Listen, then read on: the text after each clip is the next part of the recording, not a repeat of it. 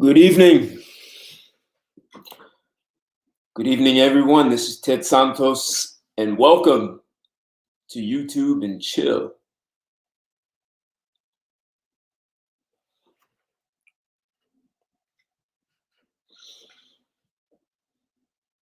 Welcome to YouTube. Welcome to YouTube and Chill, where we take on the most intimate aspects of life, love, and relationships. And we always do it from a man's perspective. And tonight, no different. We are going to get into some intimacy of relationships and expectations of relationships. And we're going to deal with all the insanity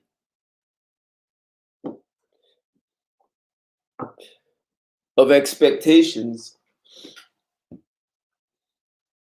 with zero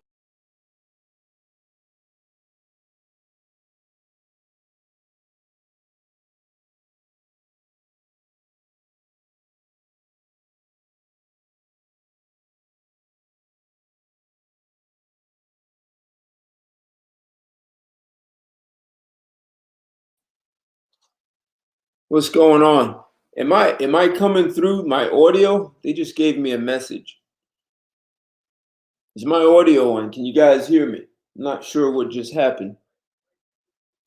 I think so. I think I am coming through.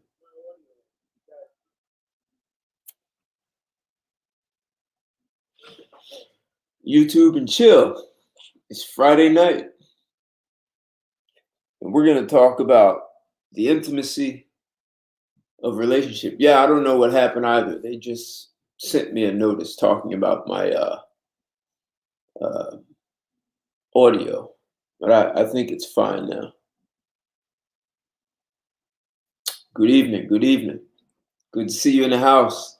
I assume you're at work. It's Friday night, and it's Friday night for me. It's YouTube and Chill, and we're going to talk about some aspects of a relationship that we dealt with part of it in SW. You got into it really good with the woman. But I want to do it. I'm going to do a screen share. We're going to listen to what ladies think of themselves in relationships and what they think of men. We're going to talk about these expectations and sex and all this. I'm going to do a couple of screen shares where we are going to hear what people have to say. We're going to deal with the delusion and the reality. We're going to deal with some immaturity and some maturity.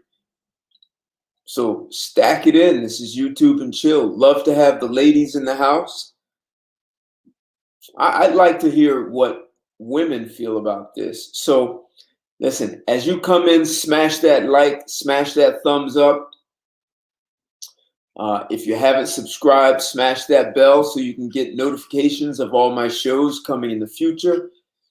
And you guys already know, let me slide over here. Hey, what's going on, Skip? Yeah, you and SW have been reading your comments on my videos. Thank you. Appreciate that. You guys already know this is I have a book. It's my new book that's just come out. And I've been doing, the book is Here's Why You Can't Find Love. And as you see, it's me there at the bottom. Someone asked me if I wrote the book. And if someone's wondering, there are words in the book. So I wrote it, and there are actual words in the book. So I've been putting out a series of videos for Here's Why You Can't Find Love.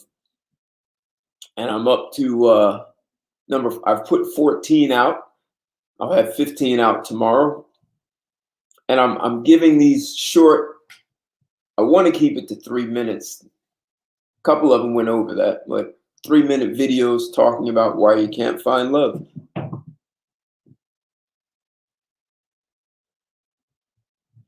So yeah, it's I forgot to say it's on Amazon. Let me I'm gonna do something I haven't done before. The book, my official launch date is next week on Tuesday, May 18th. So you can buy it on Amazon and Barnes and Noble online, and Walmart has it. I also have a website. If you want to buy it from my website, I just dropped it on there. Your support and is greatly appreciated. Your feedback on the book, would love it. SW and many of others who've already purchased it, I can't say thank you enough. I appreciate the support. Love to hear your feedback on the book. I wrote it for two reasons. One is, relationships are not doing too well in the US, even around the world. And there are certain skills that people are missing: conflict resolution, effective communication, knowing how to develop an actual relationship with someone, understanding your role, how to add value to someone's life. But also, corporate America is losing $300 billion in workplace productivity because of divorce. That's $300 billion a year in workplace productivity that's being lost to corporate America. So I wrote the book to be a $300 billion solution. So my commitment is that corporations have their employees read it. And I do actually do workshops. So in a way, this is like a corporate manual that has transferable skills that can be used in your business life, in your personal, in your relationship, your friends, your children, your family. So I wrote it for that. We live in a time where corporations are trying to make humans more machine-like, and they're trying to make machines more human-like. And so I wanted to bring the human being back to the corporation and giving people the skills. I mean, I'm asserting that corporate America can do a lot in developing and transforming our society. So that's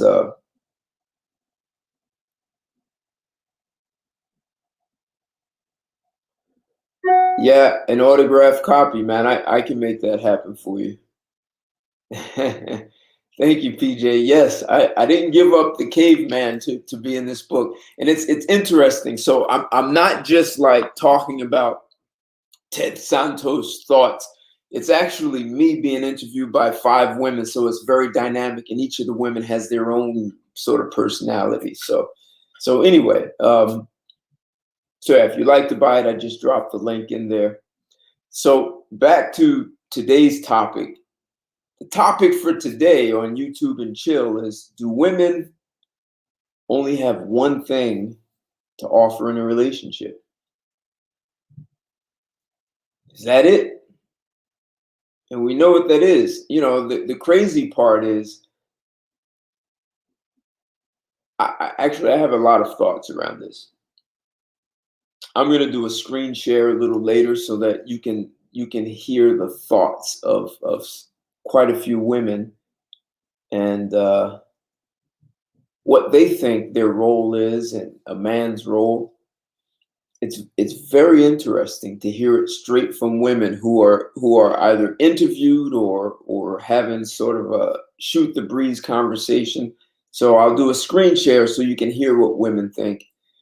But I had some thoughts about this topic. So before I even go down that whole screen share,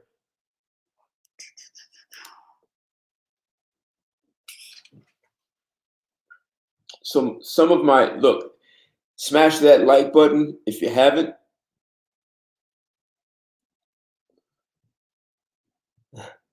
Oh, yes, yes. And just for the record, if you guys won't be seeing me or hearing from me on Facebook, they gave me a 30-day vacation. So I won't be active on Facebook for 30 days. And SW, it was in a group. I posted a picture of, you saw the man spanking the woman on her butt. And the woman didn't get put out or anything because she was talking about killing men.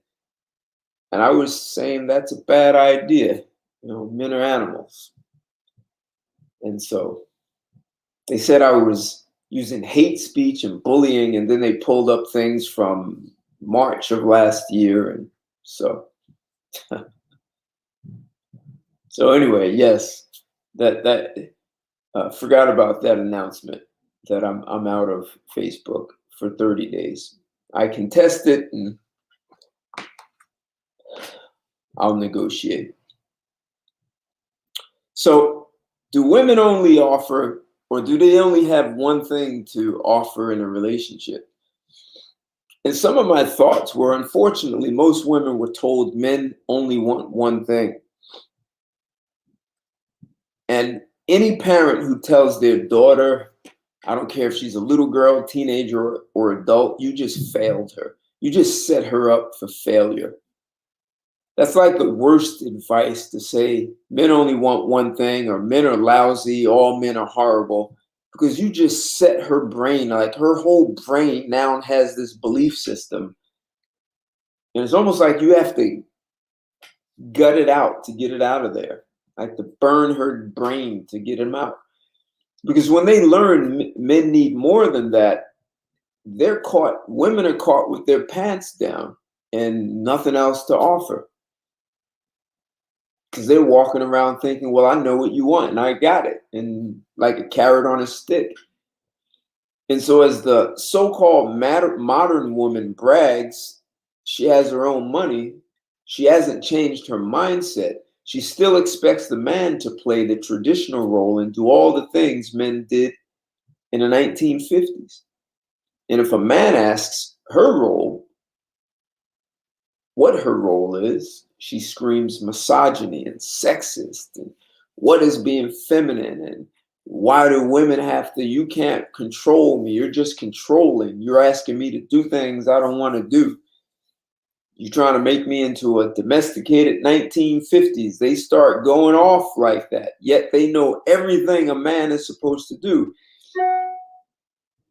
And it's interesting because a lot of women can't cook. Some of their mothers and grandmothers made sure that, didn't teach them, said, well, I don't want you in the kitchen, in the bedroom. You go get your job, have your own money. You don't need a man. But find you a good man and get married and have kids. So someone was telling me on YouTube that when the pandemic started last year in March, some of the most popular, the most popular watch channels or shows on YouTube were cooking. It was all these women who couldn't cook that now were in like emergency mode and they had to learn how to cook. So very funny how things happen. So if women truly believe men only want one thing, how's a man ever going to be in a fulfilling relationship, honestly? And why would any man want to wine and dine a woman who only offers one thing?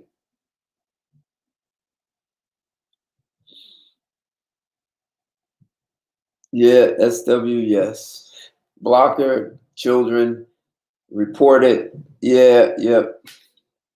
So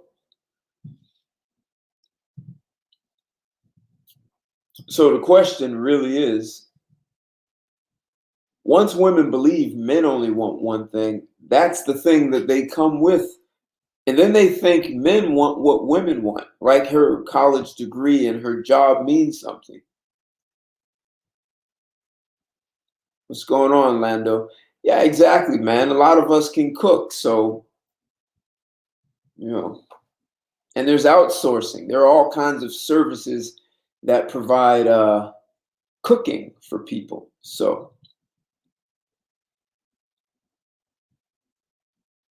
And probably YouTube isn't even excited about me. Uh, some of the topics and headlines that I use. So let's see if we can pull this up. I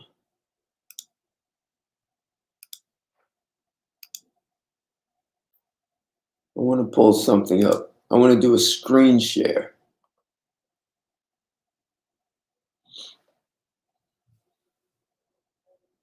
How am I going to do this?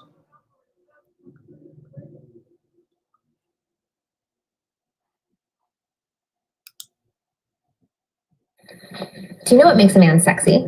If you're like most guys, you'd think it's looks or... So, okay, I want to do a screen share, and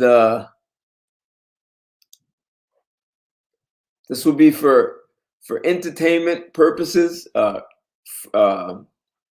Fair Use Act. I'm only doing this for criticism, critique. I'm doing this as educational purposes. Want men to see exactly what women are saying when you ask them their roles. And this guy is going to do this in more than one place. Yeah, no question, SW. No question. So let's hear it straight from women, what they think women's role is and what a man's role is. And this is going to be US and South Africa. This guy's just going to ask women. It seems like random. It doesn't seem like these are set up conversations. And you'll see why I'm saying that when you watch how these women respond. So, watch, guys. So question number one. Stop looking at. Sorry. What specifically do women generally contribute in a relationship? They're awesome. They're awesome. We're awesome.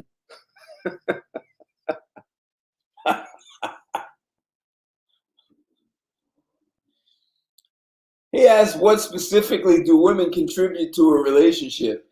And she says, we're awesome.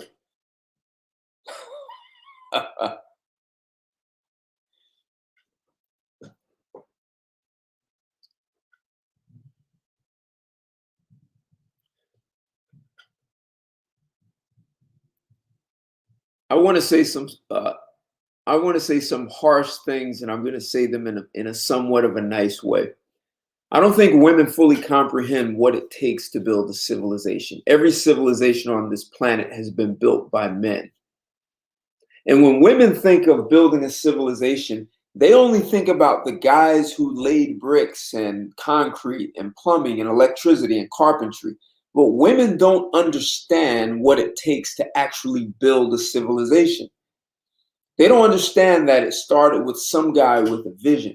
And then that guy with a vision had to find people with money and raise capital so he could finance this, so he could actually pay these guys to lay brick and concrete and electricity. But they also had to create institutions that could teach people how to do those crafts. But before they even get to that, they had to have this vision and what they want it to look like and pay people to be able to plan. So they had to be able to have the vision, finance it, pay people to create blueprints, and they had to create educational systems that taught people how to do this. They had to create banking systems, finance. They had to now have accounting systems to make sure they were responsible and was profitable. All of this is done by women, and women seem to have no care or concern what it takes to responsibly build a civilization. And when you ask women what they bring, you're gonna say you're awesome. I mean, you guys don't know me for cursing much, but this is like it's actually gotten out of hand.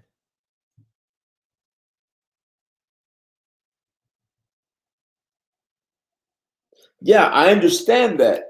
You're right. They don't care. They want the guy at the finish line, the winners, right? But they don't understand to build a civilization takes all of that, man. It takes some guy with a vision.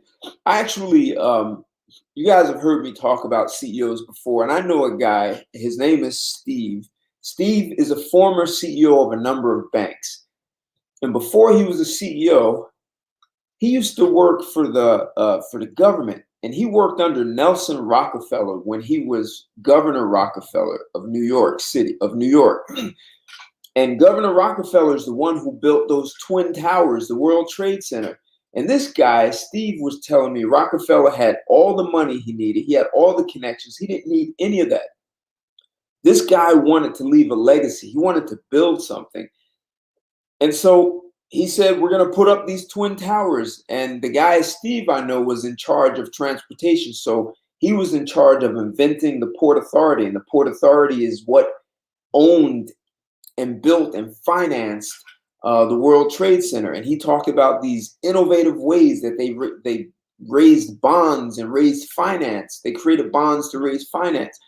Like all this stuff, this guy Rockefeller had a vision and said, I want to build this. And he said, we'll build it and they'll come. And the guy, Steve, told me, and this is whatever, early 70s, the guy, Steve, told me when they built the two twin towers, only one was half filled. And people were like, dude, why'd you build this? No one's going to come. But, the rest is history. But you can imagine this guy had to have that vision. He had to get the finance. He had to then get construction companies and contractors to put all this together, and zoning laws, and just air rights, all this stuff that had to be done to build this. And this is what it takes to build a civilization. This takes an enormous amount of responsibility, and women don't want that. They want to be able to just say, I'm fucking awesome and you should give me all of your resources. Right. And when women say they don't need men, how the fuck can you say you don't need men when you haven't built one sustainable, successful civilization? And if they understand everything it takes to go into it, I mean, if what they're bringing is a womb, a vagina and a womb, I got it. Understand that and understand there's a place for that and stay in that place.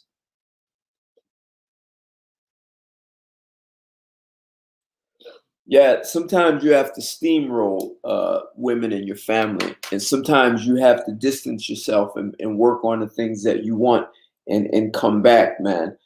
I mean, you listen, I wrote this book. I have a family member who asked me if I actually wrote the book. I mean, I don't know what that was supposed to mean, but maybe she thinks there are no words in the book. Anyway, I mean, I can go on about what it takes to write a book, man, even that. Care for other people more, so maybe cooking and emotional support. So why do these women think men need emotional support? Like,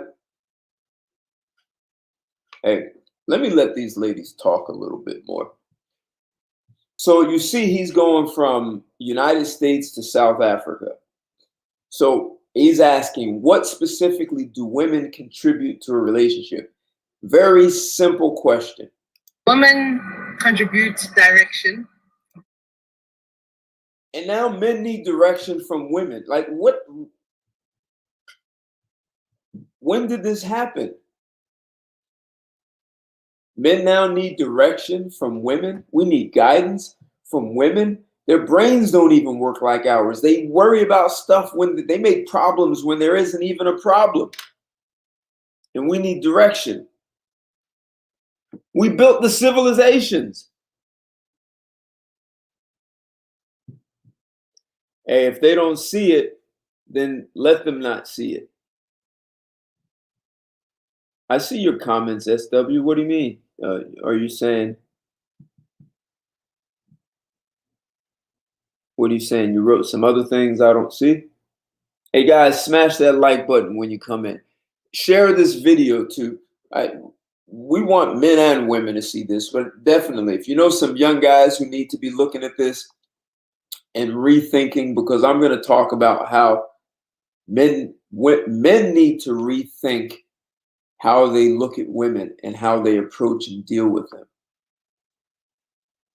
Yeah, let them stay in the clouds.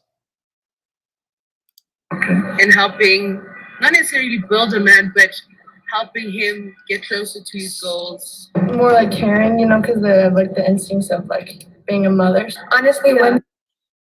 All right. The question was, what specifically do women contribute to relationships? So maybe there's a comprehension thing, because when you say, I'm going to help him get to his goals, what specifically are you going to do to help him get to his goals? But maybe this is the challenge, or maybe they actually understand. But let's keep watching. women and men have their own roles, and some of the roles of women are more you're nurturing and you're supportive structure, emotional support. So women are giving us structure now. They're going to give us emotional support when they get emotional about things and they have a menstrual cycle. Like, hey, man.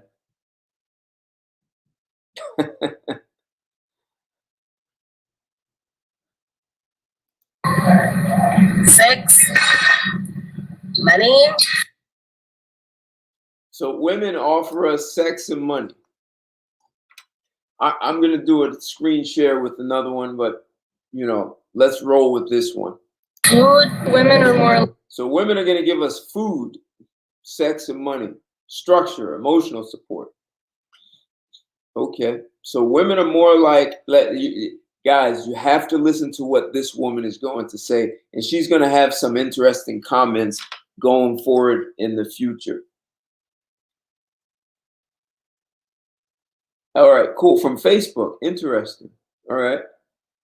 Oh, you're off. All right. Yeah, let's fire this up, man. We're gonna fire this up. This is gonna be a good share. I've got another one. The other one, I love it too. But let's fire this one up.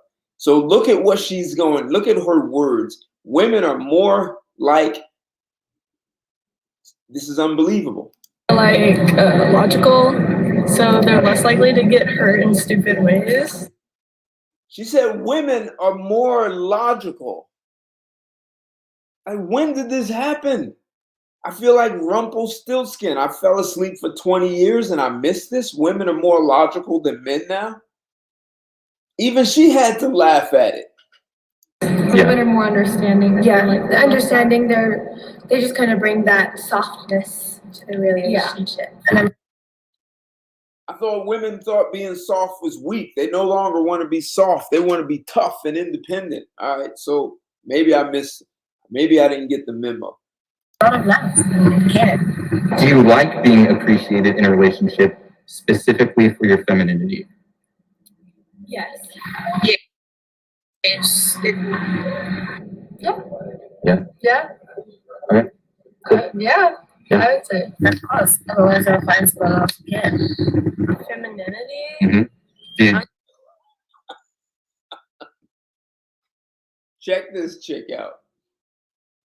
Feminine, like this is the U.S. She's representing the U.S. She's representing the women in the U.S. well. And Sorrow, yeah, thanks. Watching from Facebook. Don't know how that happened, but cool.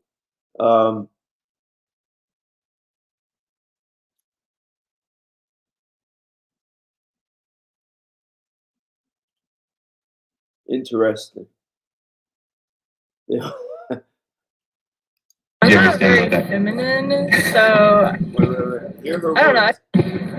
I don't know. I feel like so I'm not very femininity. I'm not very feminine, so I don't know. I feel like that would just make me annoyed if they only liked me for my femininity. Question. Do you like being appreciated in a relationship specifically for your femininity? She said she would be annoyed if they only liked me for my femininity. But she's not clear on what else she brings. She said they're more logical. This is logic.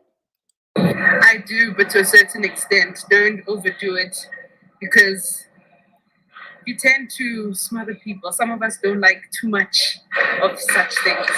I think it's nice. Yes, it's nice to be appreciated for other things, but to have them be like, "Oh, you look so pretty today. I like your makeup." And it's like, "Oh, I like your makeup." I do like. I think I do. And not that it's the most important thing to me, but it's nice to, I don't know, get dressed up and have someone tell me I look nice or that I'm good with kids. Yeah, so this idea of femininity is like really warped. They think it's just wearing a dress and makeup. What's going on, West Coast? Yeah, we're talking about, do women only have one thing to offer?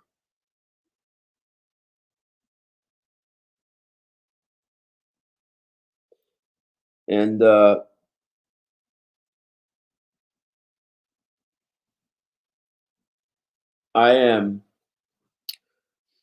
can tell you all my thoughts, but I figured it'd be better if you could hear it straight from the women.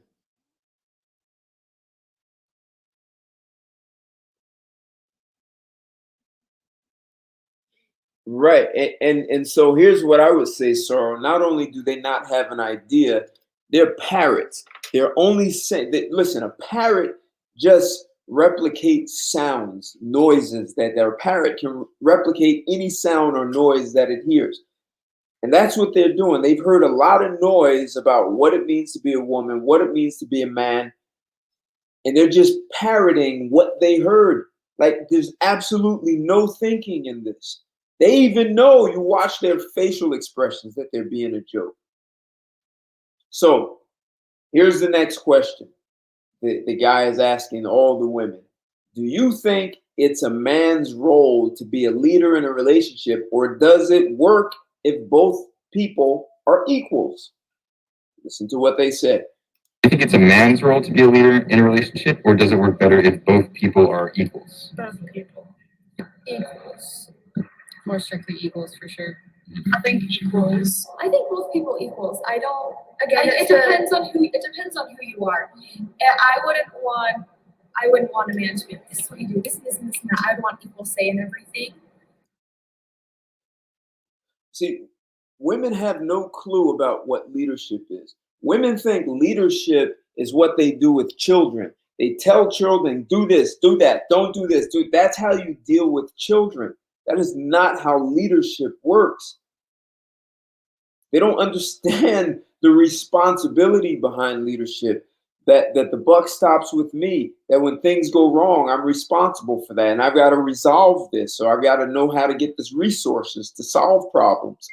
That the leadership is about guidance and direction and pulling the best out of people.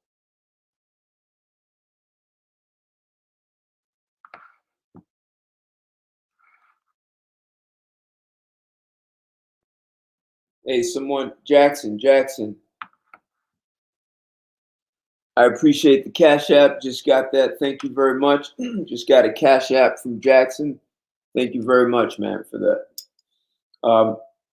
Women think leadership is all about dominating, telling people what to do. And feminism has really screwed them, because that's what they told women. They told women that that's all men do, is control and dominate you. And so even if a man is looking out for their best interests, if we say, hey, don't go in that room, there's a fire in there, she's going to say, you're just trying to control me. And just so let her go. Let her go into the burning building. Just let her go.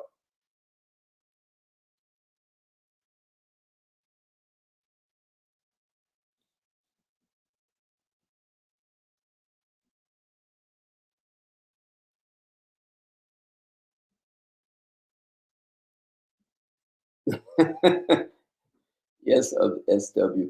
Hey, Sorrow, and yes, I do get this from a political perspective, but what you have to get mostly is that we live in a republic. And in a republic, the government answers to wealthy families, large landowners, and corporations, and PACs.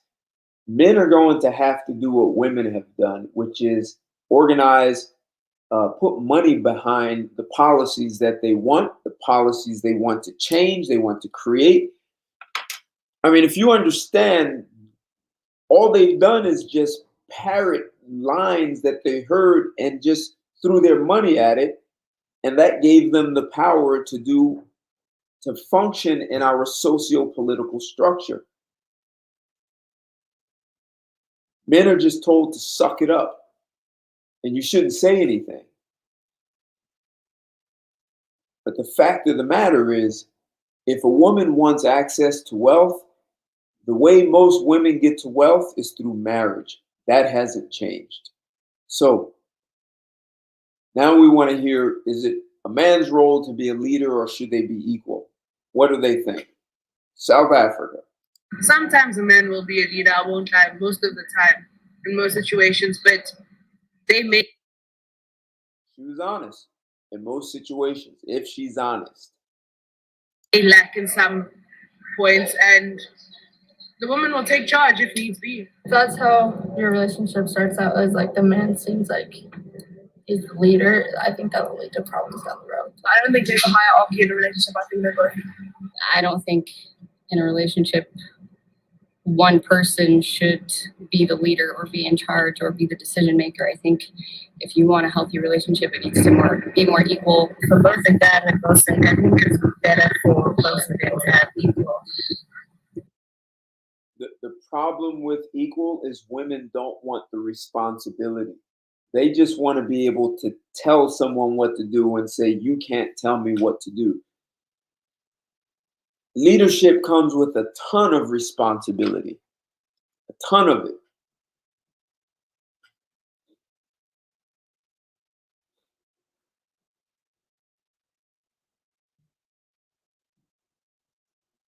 Exactly, Sarah. Yep.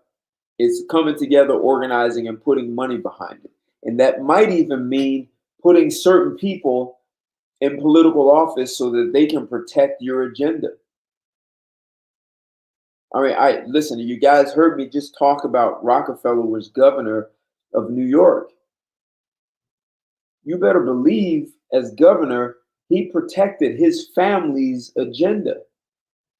And he created a platform to support that.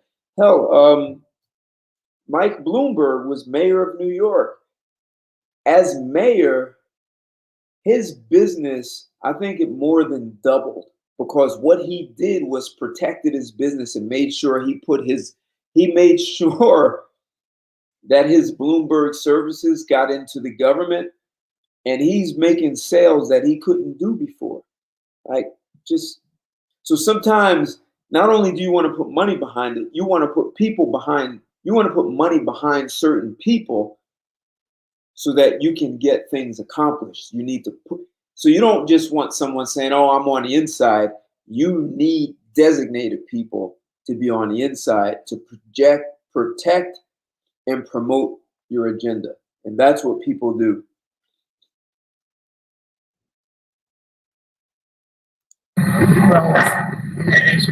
Follow-up question to that is like, do you find yourselves in the kind of relationships where man's more lead, but like maybe not command? Yeah, I do sometimes. But also a lot of the time I feel like I'm like, come on, let's go.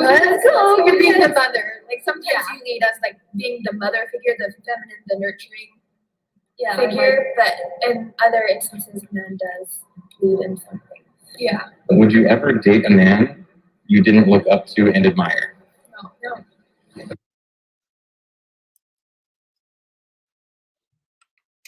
This question is interesting because it kind of negates everything they've said. Maybe. Would you ever date a man you didn't look up to and admire? Women do want to date a guy they look up to and admire. This is a really good question. So you want to be equal to someone you look up to. Let's see what they say. So these first two women, they would never date a man they didn't look up to and admire. Yet they want to be equal with him. Probably not. Even the feminist who says she's not feminine doesn't want a guy. What are your standards? I would never. No, I wouldn't. Because that would be wasting my time. No. No, I think I would. Like, it's kind of a hard question. No. I don't think I would. Generally, no.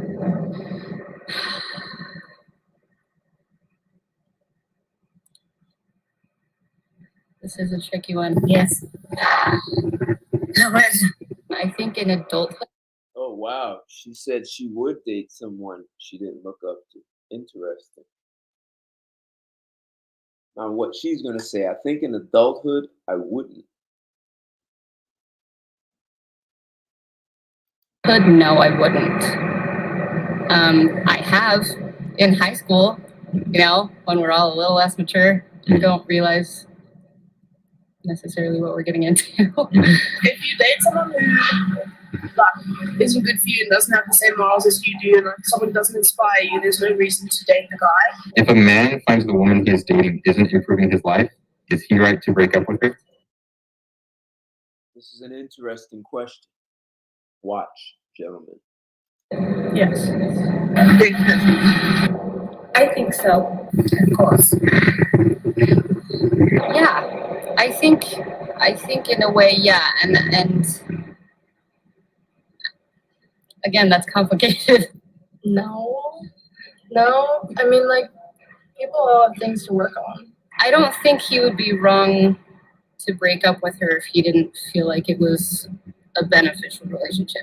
Definitely, you can't be with somebody who doesn't impact you on growth or show direction in any way. A person who's just there for clout or content, if it makes sense. So he's definitely right to break things off. There's a consistent period of not improving, like of self-improvement, then yes, I feel like it's a valid reason to break up with said person. Most relationships don't start as, oh, you make my life better. It takes time. But I think if you've been in a relationship for a while and it doesn't seem to be going anywhere, or they're not helping you be a better person or improving your life, then I don't think it's necessarily a bad thing to break that off and look for something better. I'd say like long-term relationships are probably built on like people sticking through it when someone is Perseverance. Yeah, not working out. That's what I think too. Is if everyone is like, oh, I'm not benefiting from them, bye, then no one would stay together. You never have you wouldn't have there would any. be no means to stay together. That's like a part of. This is why so many men are walking away from relationships, because they really are not getting anything out of it. All right. And this has been happening for far too long. And there are a lot of guys, the older guys, who accepted that and said, suck it up. You're supposed to be a man. You shouldn't say anything. I've even had guys say that to me about me doing these live streams and saying real men don't do this, and men don't talk about this stuff in the barbershop, and real men. How the fuck you gonna tell me what a real man is? I'm the only one who gets to say what kind of man I am. This is why men are walking away, because they're finding out they're getting nothing. And if all we're going to do is have sex, I'm cool with that. Just understand that's your place. Don't be upset when I tell you you're just a piece of ass. I enjoy you, but that's it. A relationship is when someone's in that spot, is you helping them and lifting them back up, and then vice versa. Do you think it's a man's job to make a woman happy? No.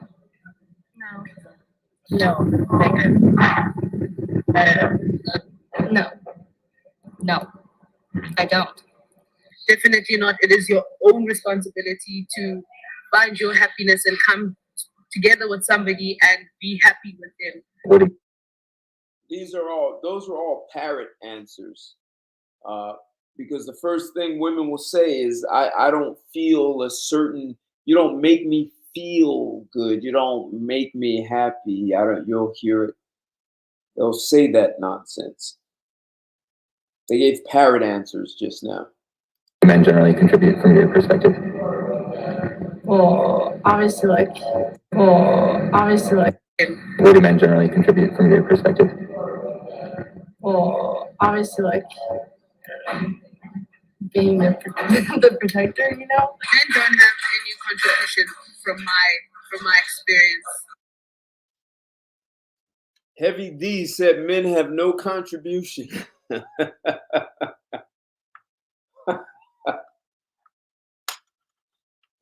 Yet I bet all these women expect men to pay for dates.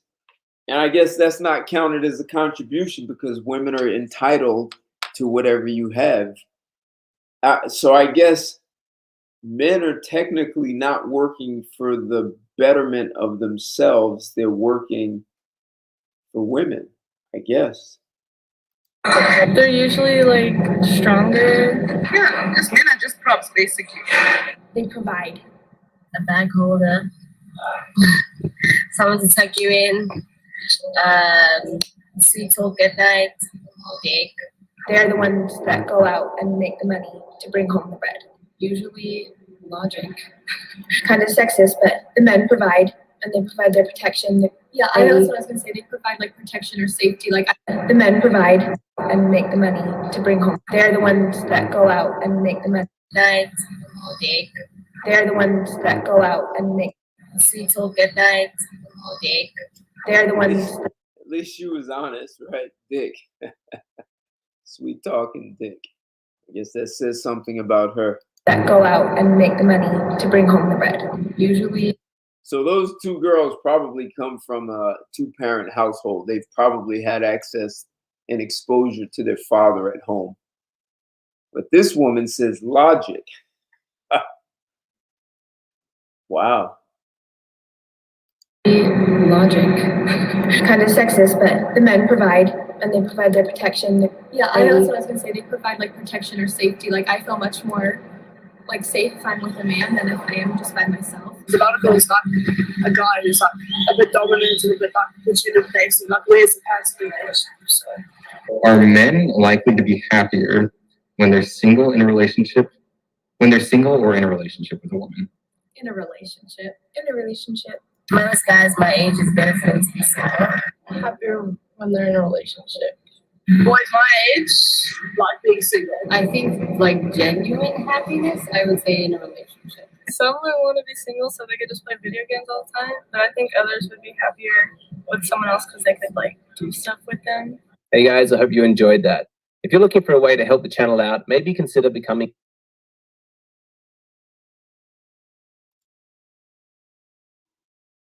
So I did that so you could hear it straight from the ladies. Not my opinion, not my point of view, none of that.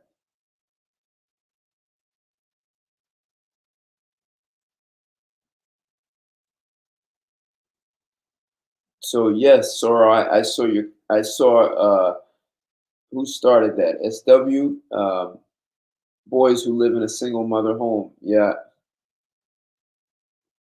they not only do they're not being taught about manhood, they get stripped of it.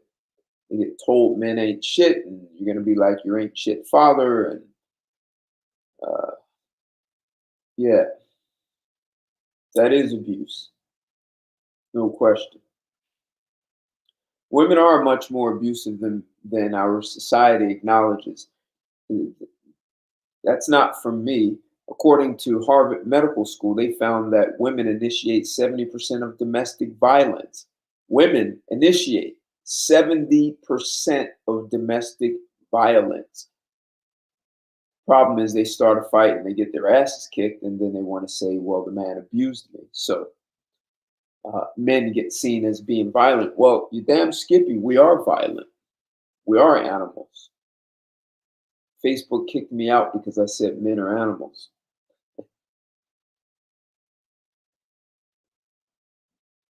Yes, you cannot make a diamond from pudding.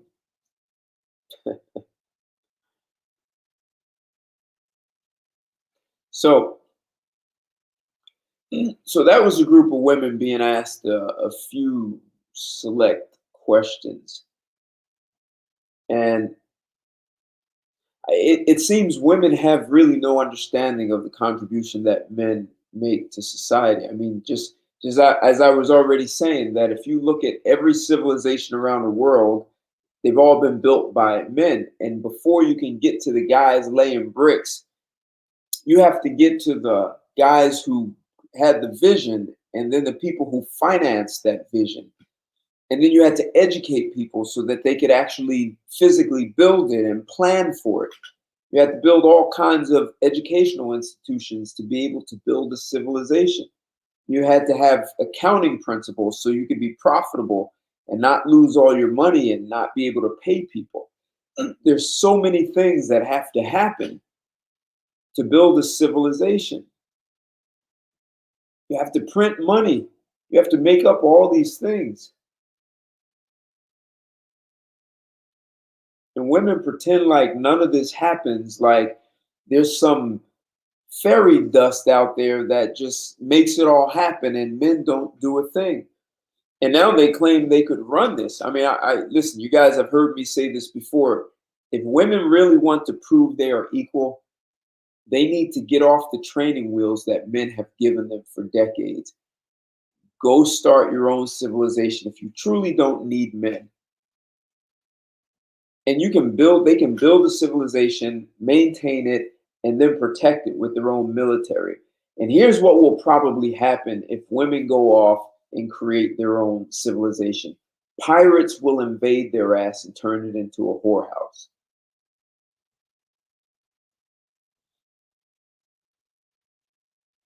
Pirates would invade them. They would be taken over. A lot of them might even be happy for that. None of them want to put in those 14-hour days consistently that men will bang out 14-hour days and get that bonus check and be proud. Men will do that. Women can't do that for a long time. Well, they're not even taught how to give support. I mean, women actually think it's more important to go run to work and do whatever the boss tells her to do and whatever the client needs. They believe that's more important than educating and preparing their children to be good citizens, contributing citizens of the planet. They'd rather outsource that to some stranger who could potentially abuse their child. Women don't want to work on the front lines of the military. They don't want to be walking the beams on these high rises here in New York. I see it. I don't see women walking.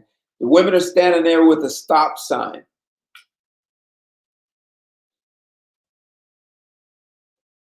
Right. She respects her supervisor more. That's a problem. I actually got, and I'm going to make a plug. I deal with this in my book. I literally deal with that whole thing of how can you respect your colleagues at work more than you do your significant other? So I want to share another screen. I want to show you guys another video of women talking. What is that?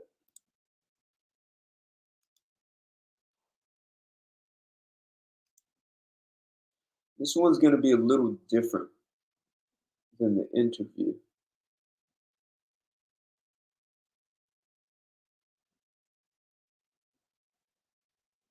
And these women are not in the U.S., but it literally, by now, you guys know, it doesn't matter. Feminism has spread throughout the world.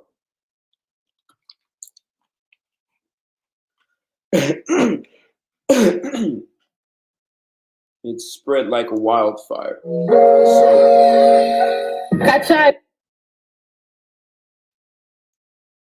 So this is fair use. I'm only using this to critique for educational purposes. I don't own this content, but under Fair Use Act, I really want to show great examples of the mindset that women have. And this is going to be really interesting. This is going to be 3 women sitting down, shooting the breeze about relationships. And you're going to see the title, What More Can Women Offer in a Relationship Besides Sex and Children? That's the title. 3 women are going to be chatting on this. So let's get ready to see what they have to say. Kachai with Lucky, I hope that you are fine and welcome on board. I do have my friends Mariam and Ashley. Of course, to have our normal conversations. And today, it's just about us. We are discussing the issue. You know, most times women say, but I've given birth for him, but I do give him sex. So what more does he want from me, right? And, back to when I was saying that if you teach little girls, women, that men only want one thing, women will actually believe they're doing you a favor by having sex with you. And it's going to be interesting to hear how women address that. So we pride ourselves in the fact that we have given you children and we have given men. We give them sex. Is that all we can offer? There is more we can offer Right. in that regard, but it also takes two to tango. Mm-hmm. Because I have given you kids, I want to believe that I have transformed, first of all, my body For you. And secondly, I have been able to ensure, because so many people have the chance to have the babies, but they're not able to. But then in a relationship, if I do that, it's all about friendship and agreeing. Because if you keep saying, I keep thinking, oh, so I came here to just be a machine, and after that, I have to go. So because it's a mentality that most people have grown up with. But that is not all. How are you building this relationship going forward? These kids are going to get out of this space and they're going to remain just the two of you. Yeah, and time is going to reach when sex is also timetable. So what are you going to do? What are you going to give? What else are that you is going going to to drive you to that level? I believe, what did our grandparents do? I believe that by the time you get into a relationship, like you said, you build a friendship. So friendship is also very important in a relationship because friendship is your way to communication in a relationship. So yes, you have to be friends and you create the friendship. How do you create the friendship? So what do you guys think of that? You're looking for a woman to be your friend? I know that's been a popular, that's been part of pop culture. You gotta be friends first. You have to be friends. I mean, is that why? So, there's a saying, however a relationship starts is how it ends. It's how it's going to end up. So if you start off friends, is that what you're going to end up being as friends in a relationship? I mean, and if your woman is I understand some guys like big women, but if she's that big and fat, she's a liability that's unhealthy, and you probably won't want to have sex with her. Yeah, SW, yeah, we'll take care of your autograph copy, man. But do you guys want your woman to be, is that what you're looking for? Is that what she can offer you aside from sex and a baby? And a baby's a liability, so I mean that's nothing to even put on the table. What is it? Economically, from birth until 18, you're gonna spend $250,000 on that child, and there's no return on that. You're not gonna make your money back. You're just not. So that's a liability. It's a bill, a $250,000 bill at a minimum. So what's left? Pussy and friendship. Let's hear what she has to say. You share, you laugh together, you do things together. So you bring more to the friendship as well to build the other things, which is sex and the children. So it's not all about sex and the children. So we need to stop that mentality of thinking, oh, this is what I've given. Maybe that is enough. It is not enough. There are other things that you can bring in. And this is how I think about it. You're not giving your man a child. You also want a child. Yeah. That is not something you're giving him as some sort of present. So children should really be still you're doing it for you as well as if every time you tell yourself I'm having children for somebody else. That's the wrong mentality. You're on the wrong mentality. So even the children that you're giving him, you're not giving him. The children are for you. That sex is a two-way thing. He's enjoying, you're enjoying. You're enjoying. And he can get that. And he can get that somewhere else. He can get children somewhere else. Yes. He can get the sex somewhere else. Beyond that, what can you do?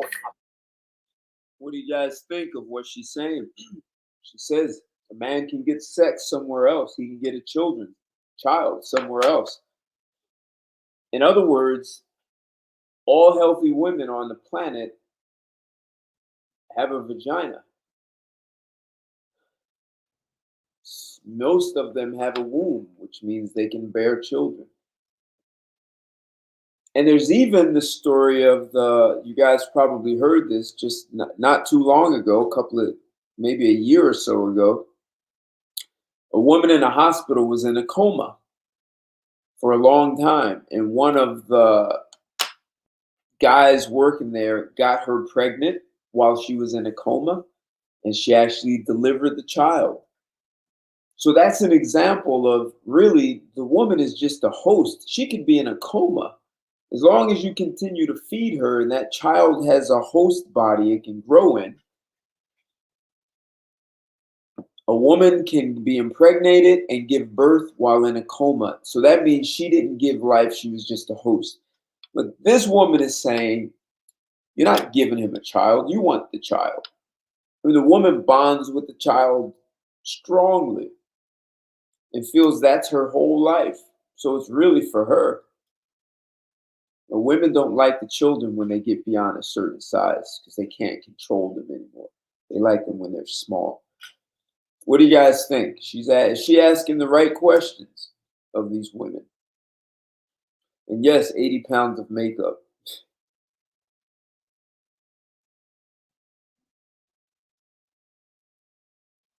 Really?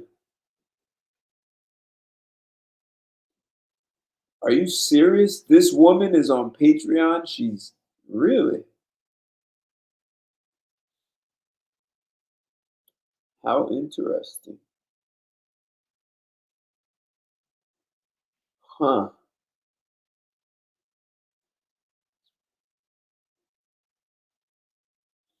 So what do you guys think? Is she on the right path?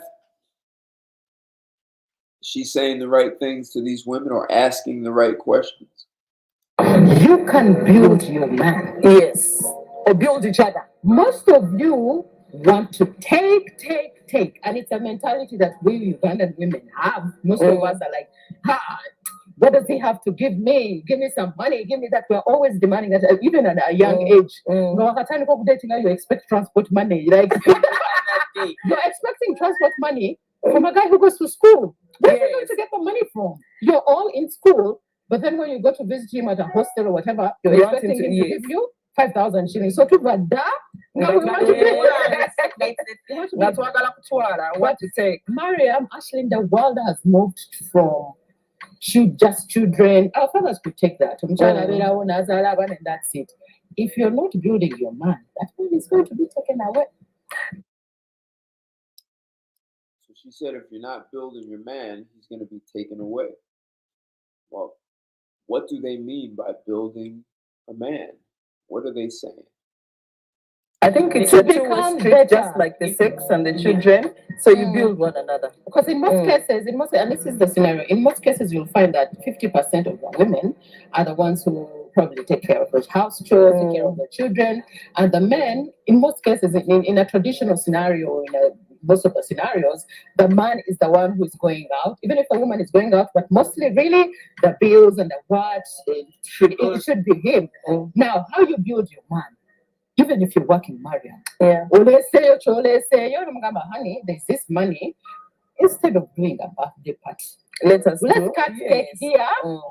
It's a million, and people spend a lot of money on I know.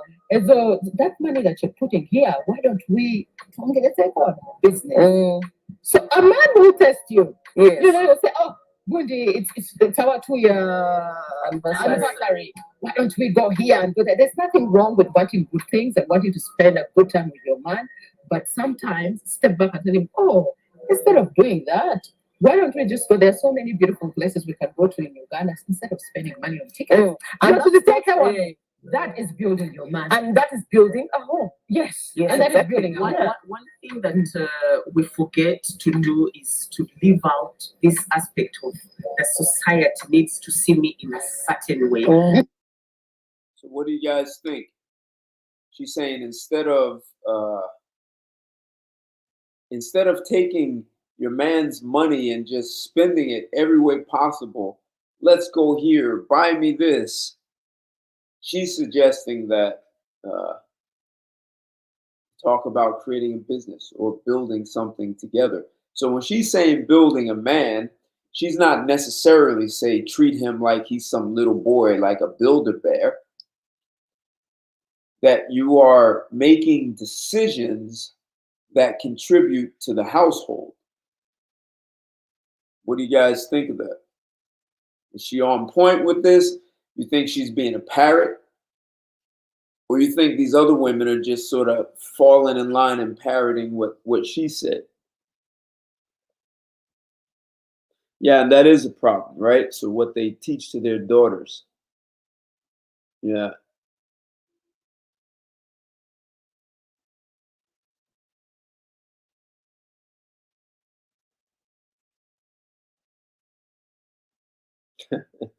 Just toilet paper. Okay. Is she on to something? If the woman says, hey, look, you don't need to take me somewhere for this expensive vacation. Let's use the money for something else.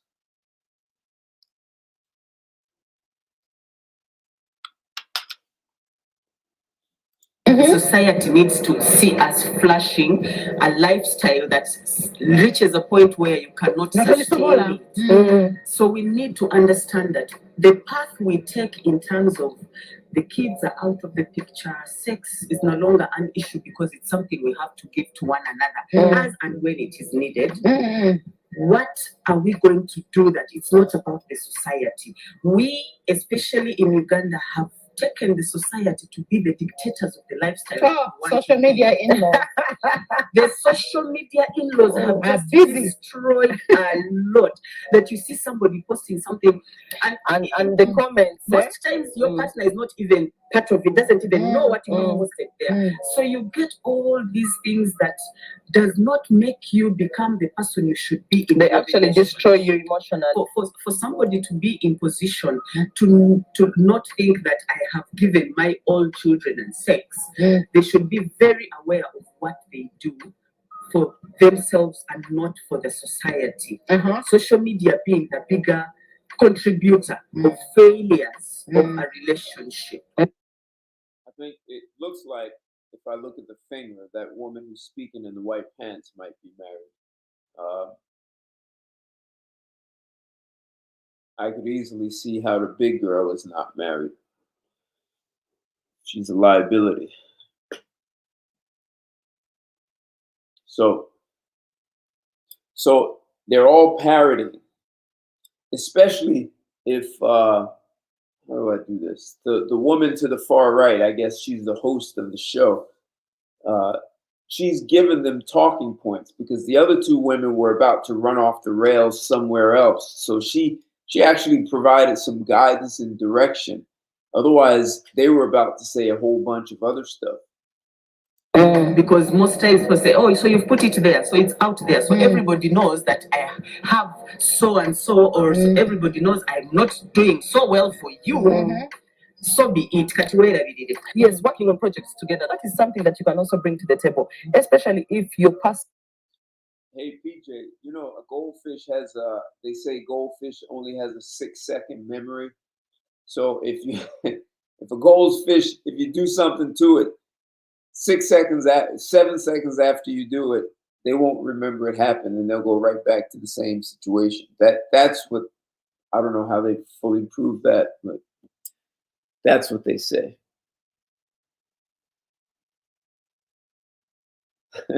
For extra fries. Can support you. For example, I have a business and I get all the support that I want. I am here right now, the people working somewhere, so I know he's supporting the, you know, so you work together because at the end of the day, that food is coming to the same table. But while the women do this, the whole working together, I need you to please get your papers in order. Yes. In order. I've seen couples who work together. I mean, you can't predict the future and something happens, and you gave all the full rights to your man, and now there's other people involved. It becomes a real nightmare. Yeah, I think have your papers in order. Let the percentages be known. Yes, very clear. And let it run like a real business, not like a family. Oh, you get this to jail sentence, you know what? Because run it as something that is for your children. Yes. Your children, really, because they're the parents. Yes. The other thing is, like, I don't know where people are getting the idea of perfection. Like, I just don't understand to be like. No, I just don't understand it. I read through comments in the social media, And social media and people, and that shows you what exactly, because that's just a few people in the society. They are obsessed with the idea that a couple can be perfect. Like how? It's not going to happen. People are bound to In the make afterlife, mistakes. maybe. The people you follow and your celebrities or the personalities you follow, they are just human beings. Just like anyone. Their relationships, by the way, are not The perfect. Like relationships that you it can't think. be. They are making mistakes, and now because these celebrities have built an idea of perfection, people are going back home and like, oh, bad, the person I follow does this and she's doing. So right now they're talking like women. And that's good. So this is good to hear what women think. Women are following what they see on social media and believe that's how you create a relationship. That's what perfection is. This is why all the ad agencies understand this. They clearly understand that.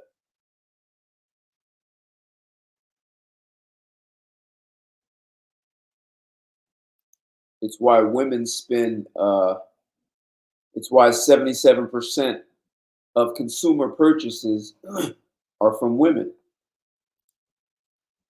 SW, thank you. Yeah, they are all lying.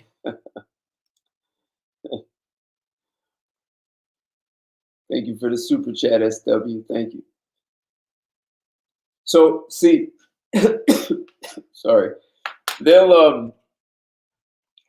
now telling on themselves and how they really think.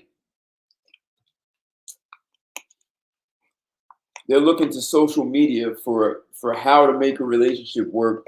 And it's what the last video I showed, how the women were just parroting. They were just being parrots. So great. I'm like, that's an idea. They do it. That's an idea of perfection. You have to live in real life. And build what your you're own saying relationship. has been glossed up. It's like your man expecting you to be picture perfect.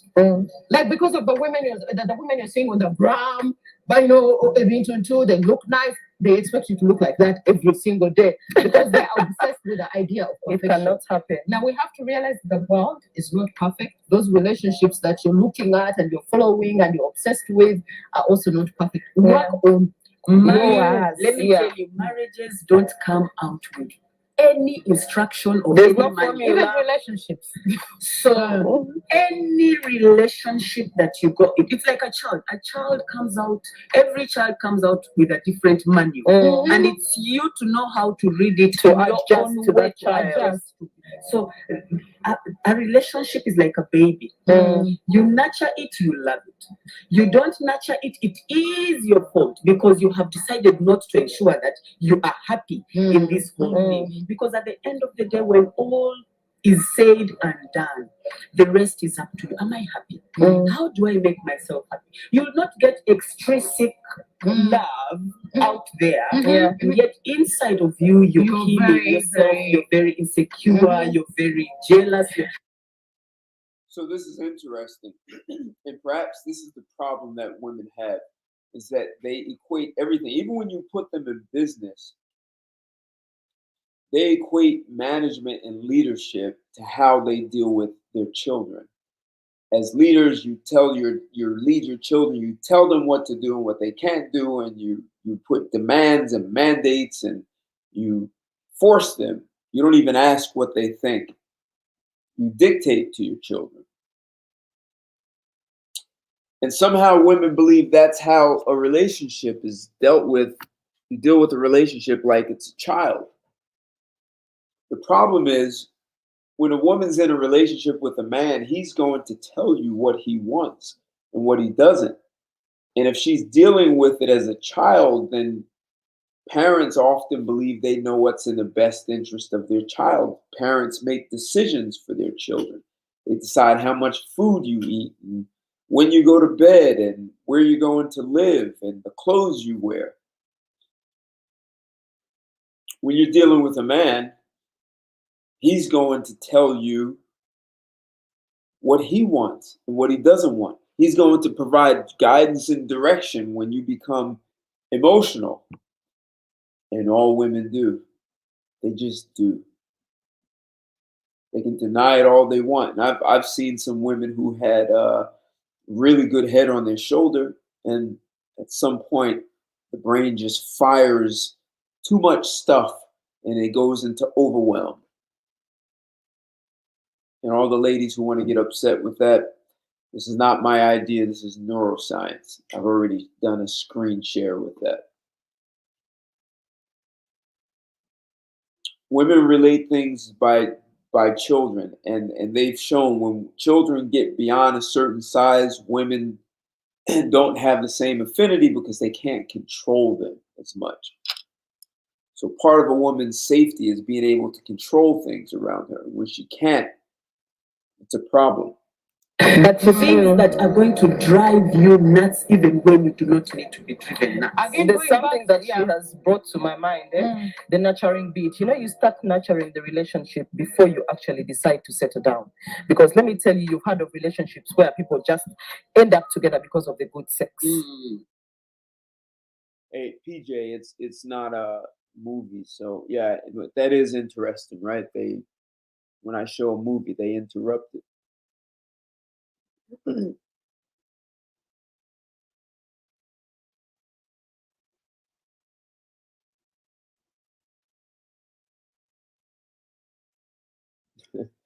fight to the deathbed, huh? So maybe it's time for men to start telling women, if you don't like it, then go build your own island. Just go. Like there's nothing holding you back except for them, because they know the reality of that. That's a really good start. It's a good start. It's a good start. It's a very good start. But you see, exactly. It's not. Lucky in the real estate. No, I'm just telling you that, you know, when you nurture a relationship at 70, no, don't first talk about 70. Let me tell you. Underestimating the power of good sex. No, we are not. What we're saying is, these things that we're trying to talk about, the sex and the children, when you're nurturing a relationship from the birth, it starts, okay, fine, with the good sex. Thank you. You're not talking about there's no way you're going to, but one every time you have sex, it's gotta be good. Yes. We are not going to let the one sex get us into the relationship. But what I'm saying, I know, I can see you're very happy. Yes. So, back to my point, I was saying, when you're nurturing the relationship. Clearly, that woman likes sex, huh? Big girl can't be married. Maybe she was never married. If she was, it didn't last. Of course, by the time you get into it, it's not only about the sex, but the sex has to be good. That's why there's no negotiation. Let me close my eyes. Give us a nice body, man. Come on. Like I said, the nurturing has so many other things. Like I told you, the friendship, the bond, the communication. So you're bringing so many things to the table that are actually going to build. And then the You said the poor furniture. Yes, the legs on that chair are probably screaming. Give me a break. I need a timeout. The other things that women can offer that perhaps they lack is peace. My goodness. So what do you think? She said something women can offer is peace. Watch where she takes this. So is she just parroting the host of the show, or are the ladies parroting her? Or you guys say they're all fake. So let's hear what she says. I'll give you my perspective on this. Not just you. You offer your man peace, but it starts with you. Wait, okay. Interesting how the big girl negated. She's saying, look, you offer your man peace. Offer him that. In the house, there's people who are just always That's again is nagi. Will you eat banana? Obawa. Orudeyo. The man doesn't have peace in his So the home. man just keeps quiet. Know that the man gets out of the house in a jungle, what we call a world, to find money, and there's so many disappointments. So he would like to feel that the most secure place, and you have to make him feel like that. The most secure place for your man to go to should be home. That means that sometimes you need to give him space to transition from the outside world to home by also sometimes taking the children away. He also has to learn to bring peace to the temple. Do that. Who Is my keeper. Because at the end of the day, if you do not give me peace, I will not give it to you. But again, you people, no, but let me tell you, women, more get on you. I'm getting you. Also interesting. You learn how to, but Man, she said, give a man peace, and these women have a problem with that. Very interesting.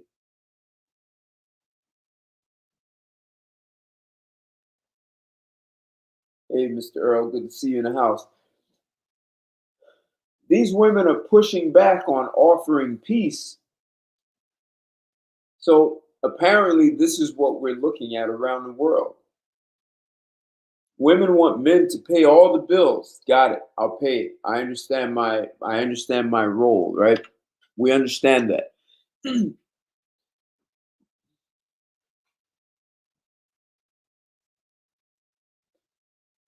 And so far, the thing where they got most energized around was about they're offering a man a child and sex, good sex. And I showed you guys another video where those women, they were just parrots. They didn't even know what the hell they wanted or what a man wanted. But these women are pushing back on peace. Listen to the yeah buts and how about. Even her as a woman is having to arm wrestle with them. And they're wondering why men are walking away. Like, why would any man want to finance a relationship with someone with this mindset? Now, I'm going to tell you, technically speaking, no one can give a man peace. A man's ability to find peace is in his own power. It lives in his own ability to generate peace. Like,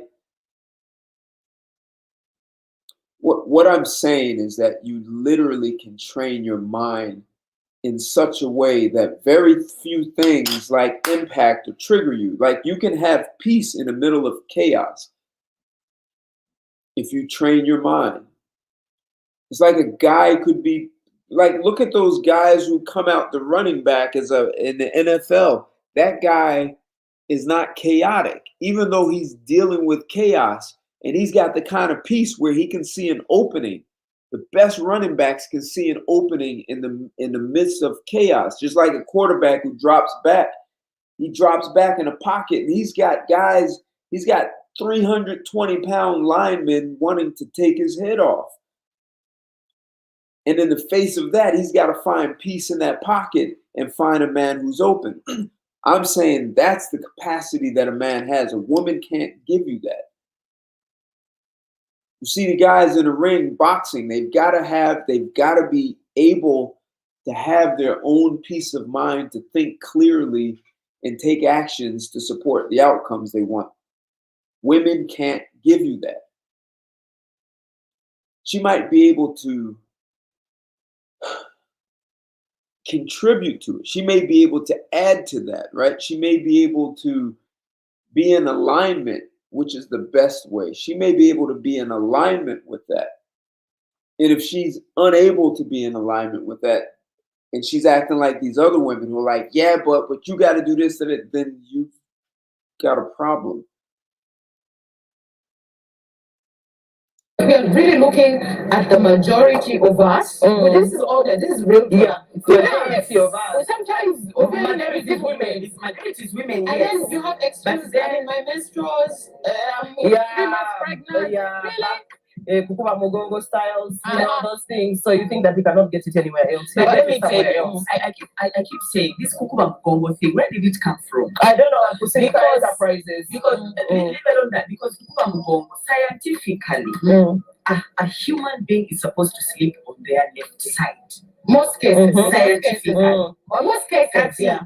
Scientifically, that is how it is. In most cases, what they say, it's 60% you're better off sleeping on your left left but side. you can sleep on the other side So, too. Yeah. Sleeping on your left side, scientifically, they say it's not good because you are compressing and you're putting too much pressure on your heart, having your heart and lungs. So technically, that's inaccurate. But I guess there's science for everything. If a person decides I want to live my healthy life on a never killer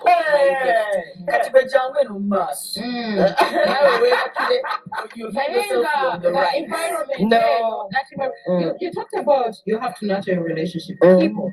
A relationship is work. Yeah. Work means every day put in work. And work is really simple things. For me to wake up and call you Mariam and say, hey, Mariam, what's up? I've taken a while without seeing you. Oh, fine, bye. Love you, missed you.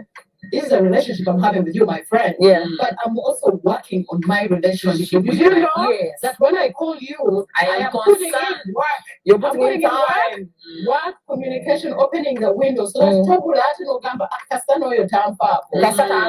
So just like any other relationship, children, even in your relationship at home, put in work and it's every day. Because they say garbage in, garbage out. If you do not put in good information or good vibe in your relationship, don't expect good to come out of it.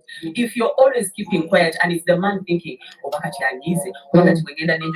something else is anyway. Is she thinking of? So if there's nothing they are talking about that makes sense for them to build a relationship, don't expect good to come to you. One of you though has to be the mature one. You all can't be and at the same level. And that varies. Yes, 1 month you're in, the other month the other person takes the role. We're still talking. So please work on your relationships. Let us also go and work on our.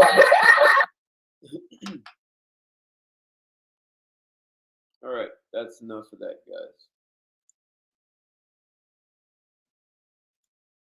So interesting, when she said for women to bring peace, they had a lot of pushback. And when they say to do work, so I put a post up a couple of days ago, and I asked guys, why do you continue to put in effort with women who do not demonstrate, who are unwilling to put in effort for a relationship? I mean, this is how women get to entitlement. They know you're going to keep putting in effort, even if they do nothing. And the more they do nothing, the more effort you're going to put in. And you guys do that from the moment you say hello.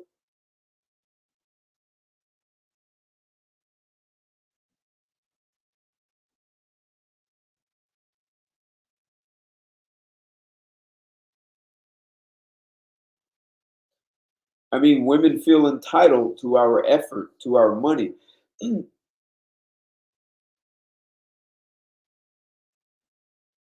I understand that men have been taught to put women on a pedestal. But if you're going to put someone on a pedestal, right? So we have the Olympics, the Olympic Games, and there are 3 pedestals, and there's one that's the top, the guy who won the gold medal. Because he won the gold. Whether he trained the hardest or the smartest, genetics, whatever it took, the guy actually put in the effort and he won the gold, man. He won. And he's put on a pedestal for that. You guys are giving women a pedestal and they've done nothing. And they'll tell you, well, I had to get dressed up. And I mean,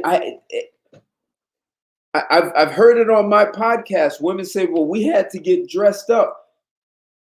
Like, this is insane. It's outrageous. You had to get dressed. I got dressed too. It's almost like whatever men do, it's nothing. This is why you guys hear me harping. Every civilization has been built by men around the world. Men build civilizations. We make life easier and safer for women, and we do it for women we never meet. We build roads and bridges. We build factories. We build blueprints. We finance things. And we do this for people that for women will never see. And we know that we're making life a little better, a little safer for some woman somewhere. We create weapons. We create handguns that a woman can keep and protect herself. We create mace. We create all these other things to keep women safe. And in return, they feel entitled even more. So when you ask women, when you say, look, men do all these things to make the world better, what do you do to make life better or easier for men? Men are making life easier for women. We saw that you wash clothes in a river. Hey, you know what? We're going to make a washer, and then we're going to make a dryer so you don't have to hang these things out. You can just take it from the washer, throw it in the dryer. This is what we do. Men are constantly putting in effort, not just the guy who's laying bricks and concrete. And then you have to figure, not only did someone have to lay bricks and concrete and steel, someone had to go in the iron ore mines and get the iron ore out of that sucker so that they could build trucks and cranes and tools that we can do all these jobs. And we can build engines, but cast iron for steel and cars, and you can have tools to lay bricks. I mean, this is a whole ecosystem to do this. And women pretend we've done nothing. And so then we walk up to a woman. Cool. All right, good. I walk up to you. I say hello. I get your number. I engage you. I'm walking up to you, and I've got to impress and put an effort so I can pay for it. And then you're going to do me a favor and have sex with me as though you're doing something for me. I'm doing most of the work. I'm doing most of the work when it comes to sex. A lot of you guys are letting women treat you as though whatever you do means nothing. Like, you allow yourselves to be diminished.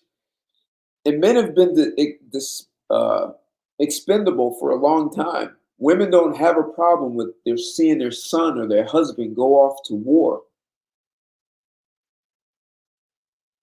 to go working in the coal mines where men have died, iron ore mines, steel mills, the oil drill.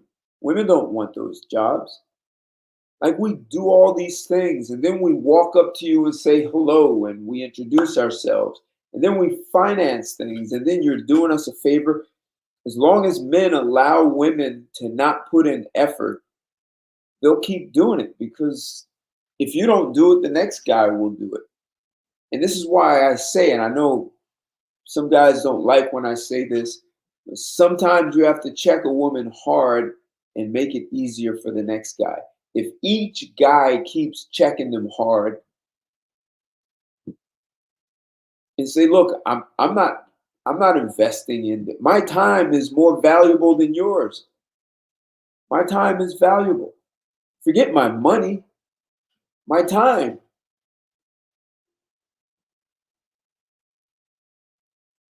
Yes, men build and they destroy. Thanks. Hey, Imperator, good to see you in the house.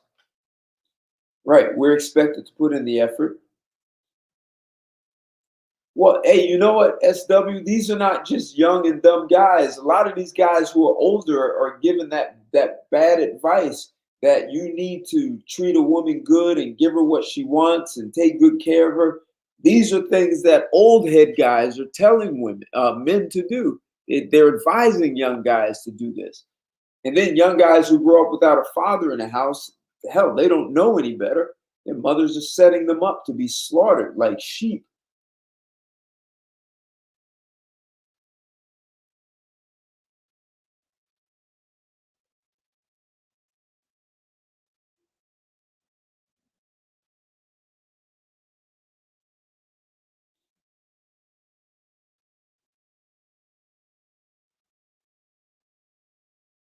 Interesting. Wow, interesting. Signed you up for the military, but not her own. Wow. Make her sleep standing up.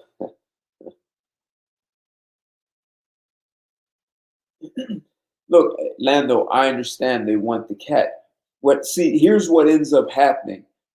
Men end up bending over backwards. No, they end up bending over and taking mentally a strap on up their ass, is what ends up happening. Like you just keep diminishing yourself, and how that impacts the rest of your job, your career, and everything else you do. And then you get these guys who get angry. Men are ready to fight other men because they're getting pushed in the corner. They're getting plugged because they're allowing themselves to bend over instead of standing up and being men.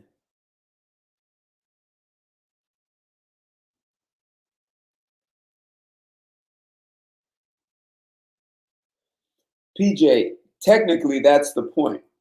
We build everything to make life easier for women. Women need to be making life easier for us and walking up to us, because they're walking up to us and then asking us to invest our time and our money. Look, I trade, whether I use manual, my hands, or I use my brain, or a combination. I trade my brain power for money. That money is mine to do what I want with it. Why would a woman feel entitled that if I take her out, I should automatically be spending money on her? Like, guys need to if a woman wants to get to know you, if she's looking for something, that doesn't take money. We're going to sit down and talk and find out if you qualify. You're going to get interviewed, interrogated, and I have the right to do that before I invest my time and money, because I traded my time and money. I traded my time and brain power, manual labor, for money, and how I invest that, I have a right to choose that. A woman if she feels entitled, it's like you don't even have a right. And if you take her somewhere where she feels like you should be spending more because she knows her worth, like these are code words for go build your own civilization. Then you won't be oppressed by men, and you can have your highest worth, and you can get high paying job on an island of women. But I'm telling you, the pirates are going to show up, man.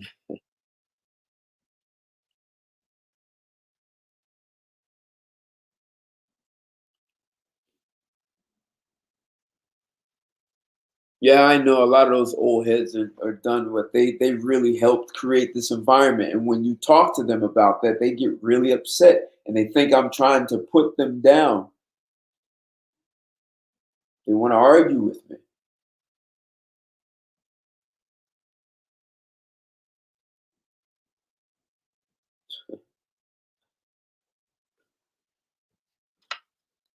Hold on, guys. I'm getting.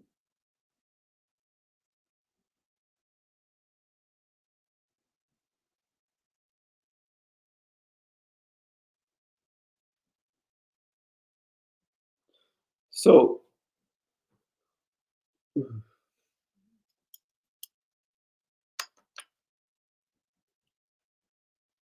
right, Lando, right. If you don't spend the money, some other sucker will.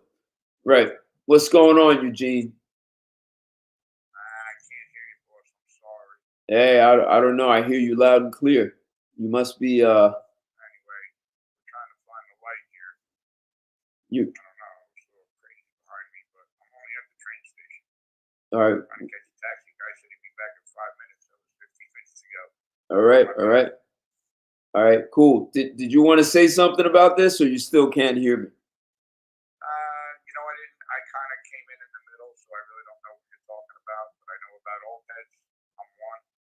Okay. Well, we're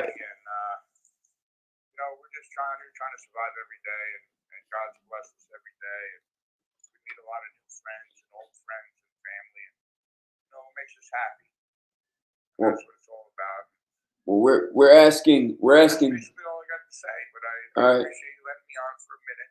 All right. I got 1 minute because I got to get a taxi out of here. I got things to do tonight. All right, cool, man. Appreciate it.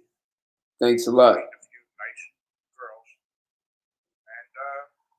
happens. But listen, you know, you're doing a great job. Thank you. We haven't been able to connect, but we will soon. You got it. And I know Michael I spoke to a couple times down in LA. He's doing great. There's always going to kill me because. All right, boss. Now we got the red lights. All right, yeah, you've got a train coming, man. I'm gonna let you go, man. I'll talk to you later. And the blue ones, I find those police everywhere I go. You know. Hey. Anyway, have a nice evening, and it was good being on. And thank you, and we'll talk to you soon. You got it. Thanks a lot. Take care, Eugene. All right, man. Bye. You're doing a great job, Ted. Thank you. All right. Bye. All right. Bye-bye.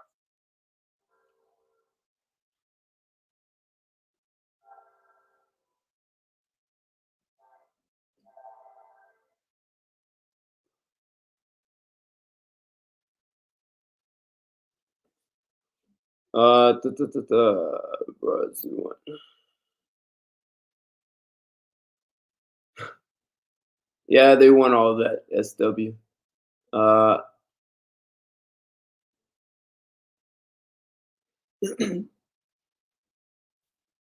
Well, technically, women haven't been given absolute power. They've been given the power that men have given to them. They just have.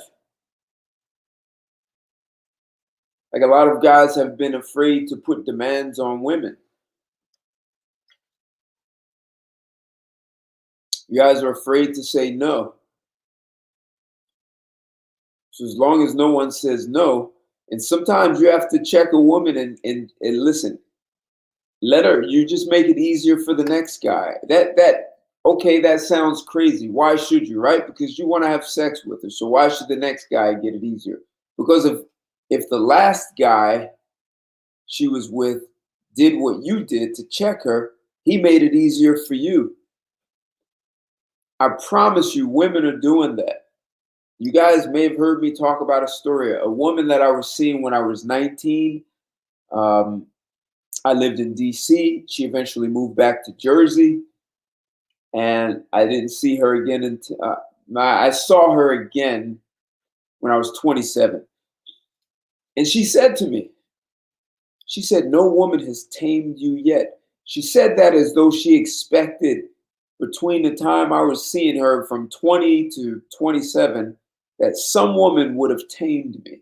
Like it's almost like that's their code of conduct, that they know they'll tame a guy for the next girl.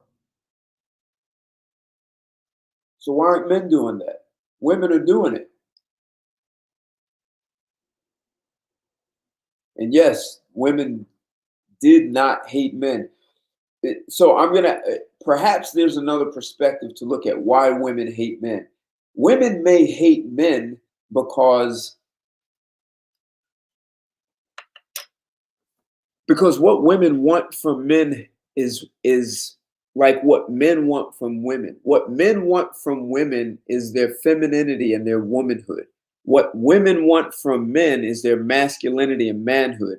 And once men start going down the path of looking for their feminine side, even though women were saying that is not what they ever wanted. So they may hate men who actually went to the feminine side, which means that you were depriving women of what they wanted from you, which was your masculine side, and they resent that. And so how do they get you back to your masculine side? They act up. This is what children do. When they want to be disciplined or put in check, hell, even a criminal will eventually make mistakes so that they can get caught because they can't stop themselves. So if women don't know how to stop themselves, they'll act up with the hope that you'll stop them. And then they've been told, well, if you stop them, you're controlling. But when you sit down and really talk, they respect it. Women like cavemen. They love, ask how many women like Tarzan. They like Tarzan. They like the image, the idea of Tarzan, man. They just do. I'm not saying you all have to be cavemen and Tarzan. I'm only saying that is an example of how And in SW, you talk about the thugs. So they're looking for masculinity. They're looking for Tarzan, the caveman. They're looking for something from a man that they can't get if he's exploring his feminine side. And there was a time when women used to, I'm switching gears a bit, but if a woman wanted a man to approach her, she would drop her handkerchief and you understood that she wanted to talk. Now women make zero effort and we accept that. But if men were to step in absolute masculinity, we would create an entirely new set of rules and we would check women so that the next guy has it easier, period. It's just like you make sure you guide your children so your children don't go out in the world and create havoc for the next human being out there.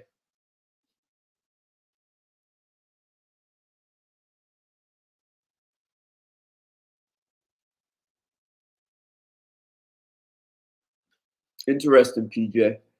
So you think even with a marriage proposal that men should not ask, women should be asking? See, they're actually, that's interesting because they're actually, the whole thing is that men approach women so that we can pay for, so that we can put money and time into her. So if women were asking us, they technically would have to make a proposal. It's like we're the client because we're the paying client. We're putting the money out. And if any woman who says, well, my uterus, well, that's a liability. You have a child, that's a $250,000 liability from birth to 18. So that's not offering anything. And any woman who says, oh, a child is a blessing, and come on. Child is a liability, and there's no return on that $250,000.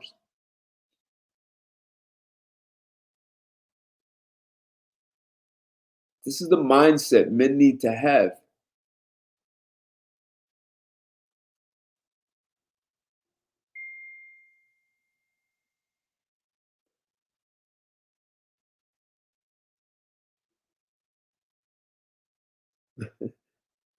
SW actually had a couple of women do that. Clean my shower head. They clean the walls, the floor. They cleaned, man.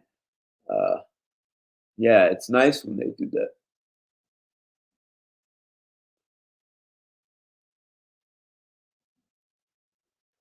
So there are some words. If a woman is acting ill, inappropriate, get the fuck out. Get the fuck out of my life. I don't need this. I don't need you. I don't need because what you offer is low value. I don't need it. Get the fuck out. You don't have to hit her. You don't even have to yell. I mean, a strong voice does help. That firmness that they can't produce, not screeching. It's putting that bass in. Hey, landlord, you check women. If every man is checking, it'll come back to you. It's a way of paying it forward. Right. Hey, SWs, they want men who won't tolerate their BS. And because they even know they run off the rails. I mean, when I showed those other women who were talking about what women offer to a man, one of them, when they asked, what does a man offer? She said, logic. I mean, they know they need logic from a guy. See you in the house, country boy. What's going on?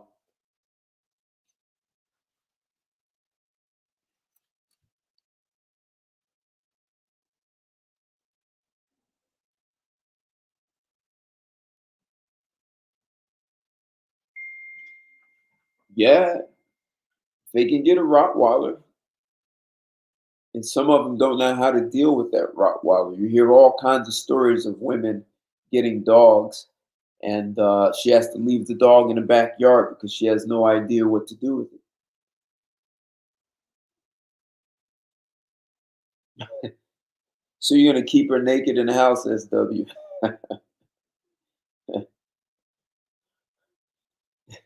You're going to have a lot of friends coming by to visit. country boy, they need to be kept in check, and they're okay with that. Now, sometimes guys need to learn how to effectively communicate how to keep a woman in check. Uh, and sometimes you do have to raise your voice. Sometimes they don't hear it. And I'm sure most guys, like, you tell them nicely one way, you tell them a second way, and still, like, it doesn't penetrate. And so sometimes you have to release the Kraken.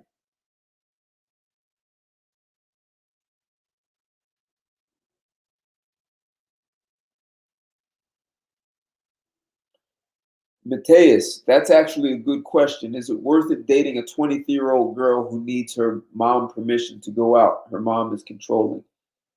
So maybe her mother is controlling, but maybe what her mother is also doing is protecting her from being ran through by a bunch of dudes. So she might be, I don't know. And from what you're saying, it's the mother. So maybe she's not in a 2-parent household.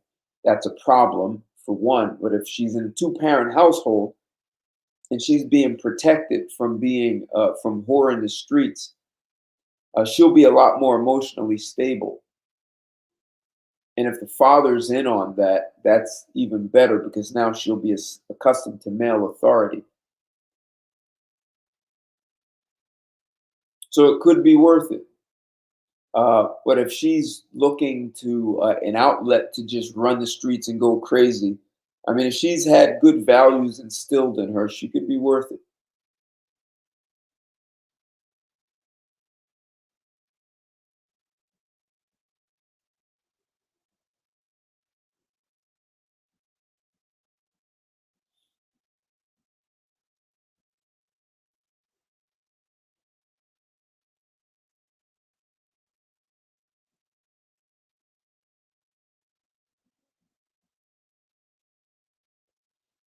Yeah, listen, a lot of guys, what you think is love is just a biochemical secretion. I'm sorry, man.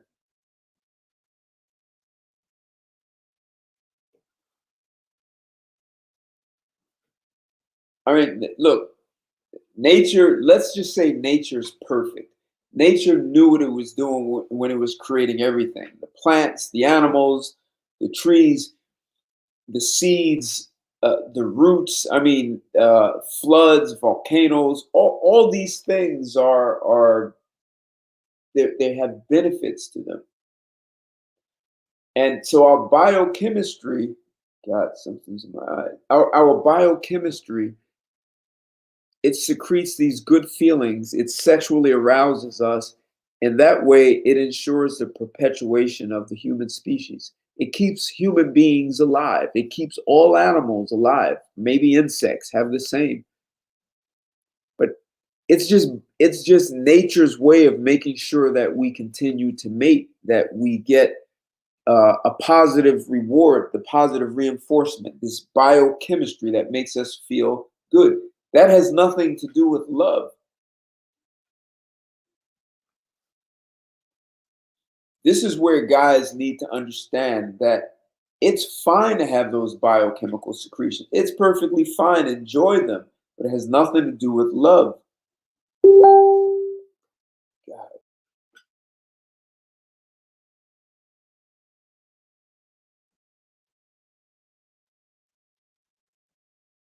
Hey, country boy, I understand keeping your composure, but look, effectively communicating with a woman and being straight and direct, they'll do a lot, even if they don't like it.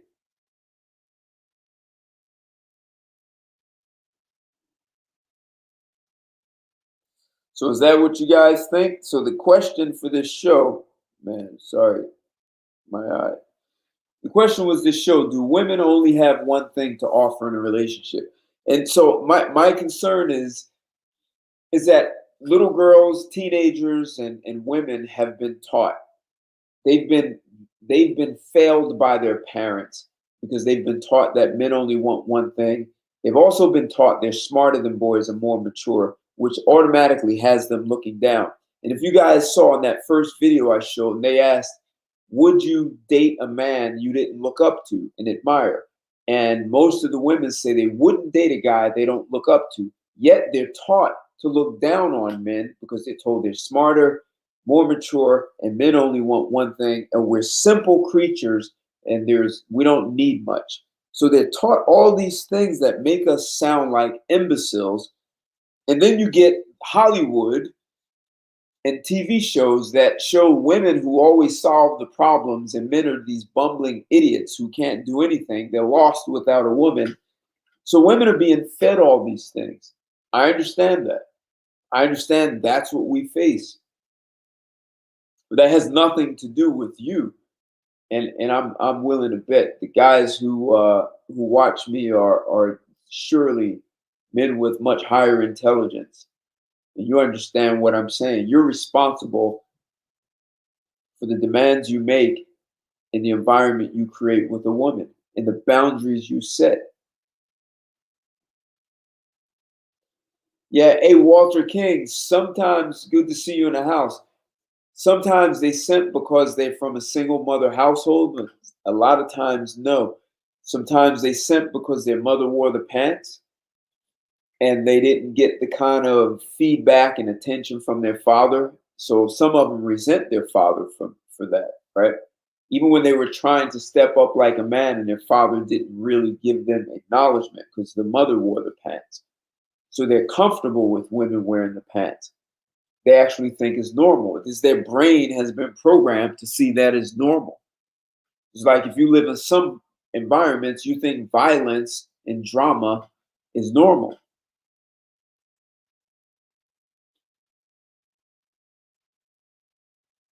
And yeah, a lot of dudes were simps because they were raised in that environment. But a lot of dudes were one-upping one another. You guys, I don't want to get way off topic.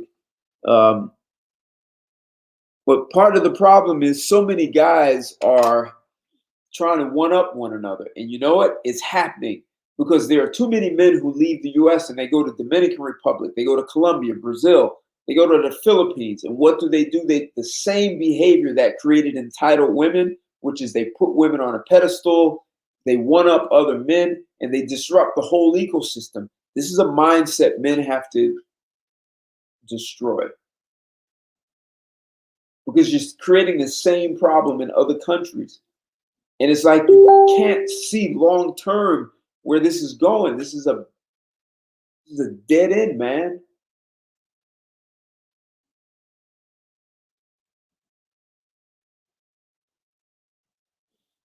They want to be turned out. Yes, you're talking about laying pipe now.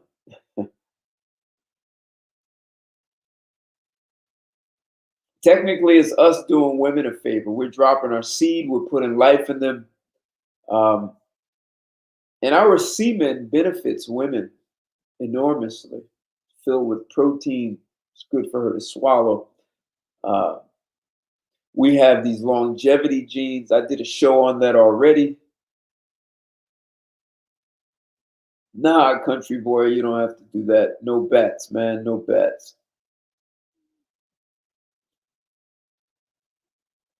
Yeah, I understand that. I understand. They're not looking for the gentleman. I understand. In the end, they lose. Yes, they do. Because, hey, in Lando, you're 23. So you can date an 18-year-old right now. Easy. Right? Like if she hasn't been ran through,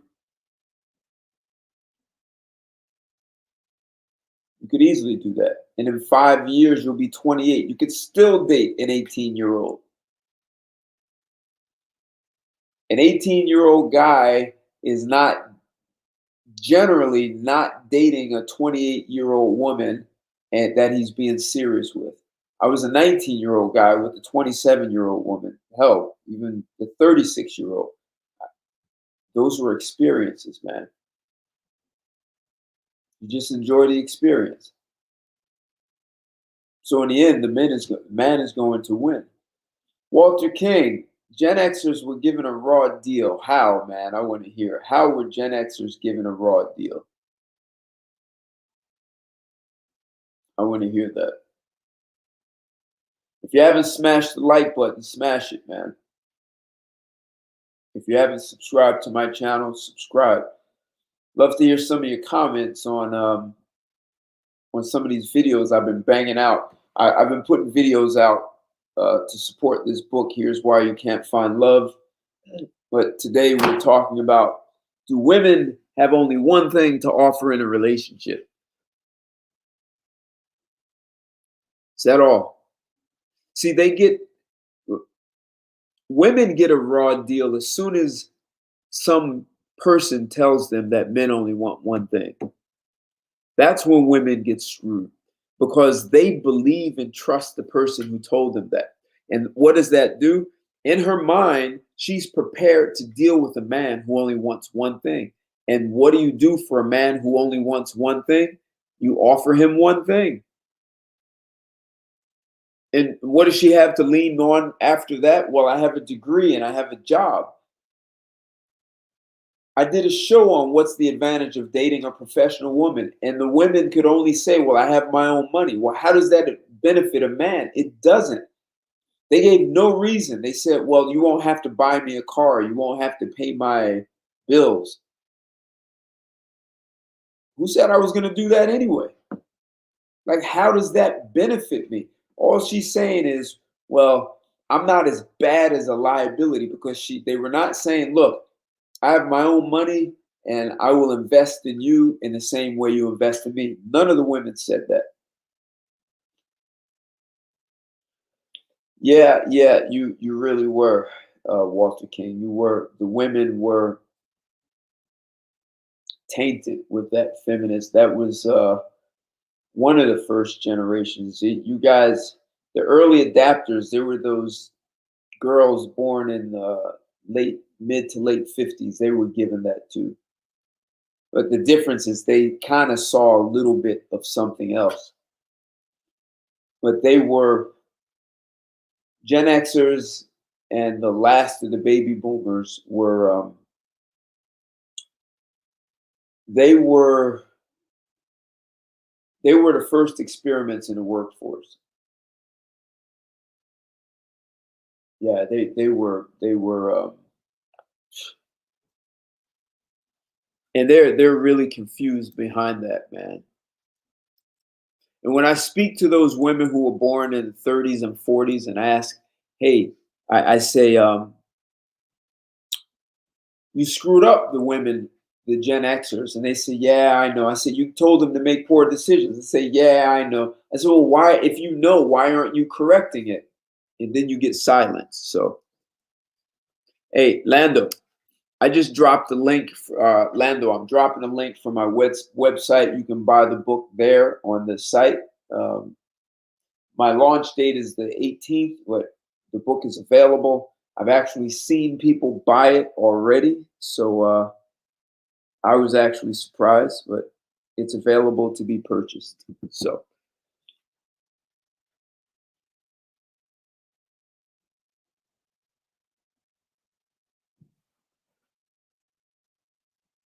But see, Walter, and also Walter King,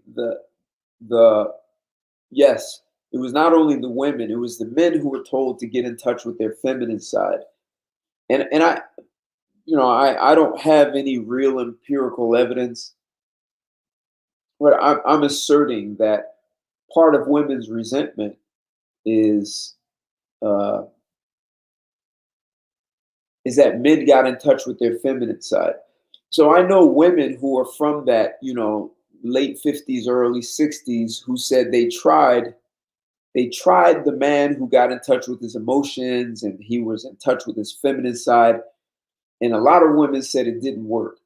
They either got divorced, they wouldn't marry the guy, and now they're with a dude who's just a straight up caveman and he can hang the curtains and do all the things, all the manly things that she wants, and they're happy. But those women are not willing to go out in public and say that. I've even invited women to come on the show and talk about that. They shy away from that. So it was a double whammy. They taught women that they didn't need men, and then they taught men to be less men, and then women resented the men who became less men and felt like I can overpower you. A funny story, but hey, Lando, good. All right, thanks, Lando. You got it. Perfect.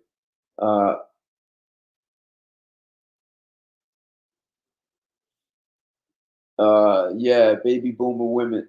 No, I'm usually never talking to them with kid gloves.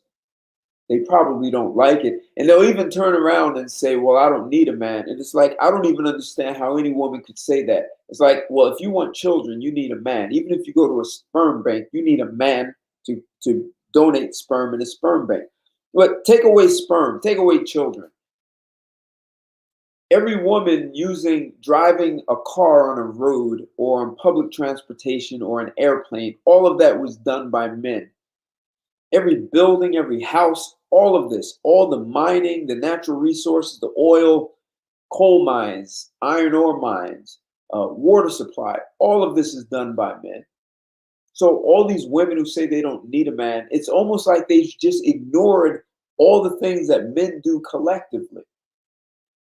And perhaps it's a man's job to constantly remind them. And if they don't like it, then they could go off and build their own island, their own civilization on an island, and actually then understand what it takes to do this, to take their asses down in the coal mines and drill for oil and die in the steel mills.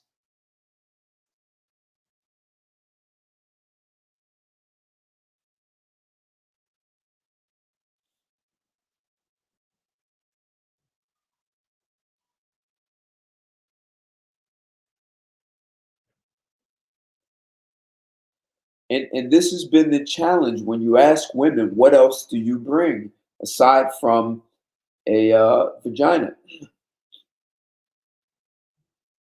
So, male weakness. So I went to this event. It was an event about boards of directors. I forget, it was a panel discussion, and I saw boards of directors. And part of the reason I went is because I had a client who asked me to build his board of directors, and I needed a woman. I had one, I needed another one with a specific background. So I went to this event, and when I arrived, I was 5 minutes late. And when I walked in the room, I was the only man in the room. So when I read the advertisement for the event, I didn't realize this was a women-only event. So I walk in 5 minutes late to a room of about 100 women. And they all turned around, and there was some women who looked at me with disdain, like I was an invader. I didn't belong there. And one of the women on the panel was professional, and she said, hey, instead of us talking about what men want in companies from women, why don't we ask the guy there? And I answered. And so some of the women were saying, well, I'm tougher than men, and I've made men cry. Like, some women are actually looking at you guys that way, that I can crush you. I can make you cry. Your feminine side. See, they're beating you at the feminine side, but they can't crush you if you turn on the masculine side.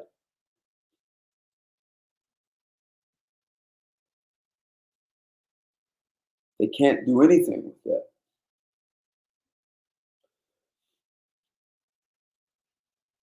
SW, I see your question. I'm going to answer that for you.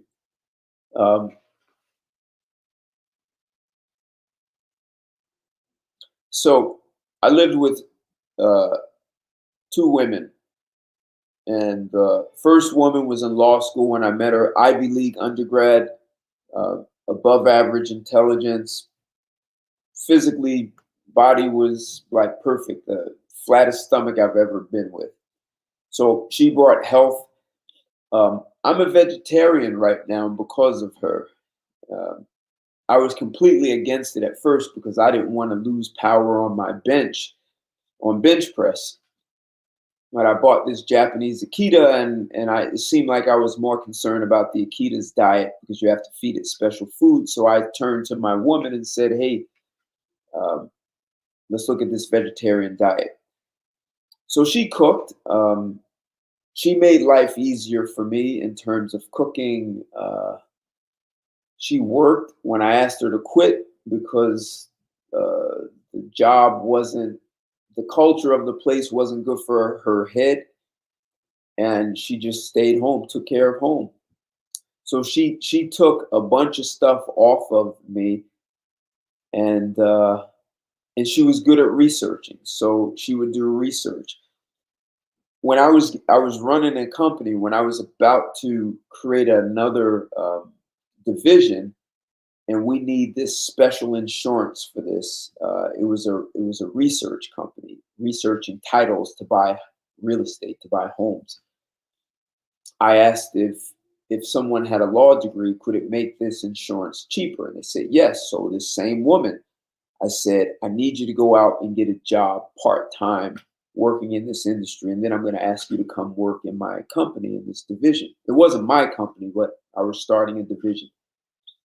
So she was an extremely cooperative woman. I could brainstorm with her about my ideas at work, so I was able to really excel at work. Not necessarily that she was giving me advice, but she understood what I was doing. She made an effort from a networking perspective to connect me. She wasn't that good at it. She was okay. She did get me some business though, for sure. So she was good at that. The second woman I lived with, I had her work for me in my company. So we had a deal. She works and I don't pay you. And we live together. So I demand that a woman provide some kind of asset to me. Otherwise, I won't accept that. I don't care how great your body is or how great the sex is. So I won't say I forced them, but I'll sit down and negotiate and talk.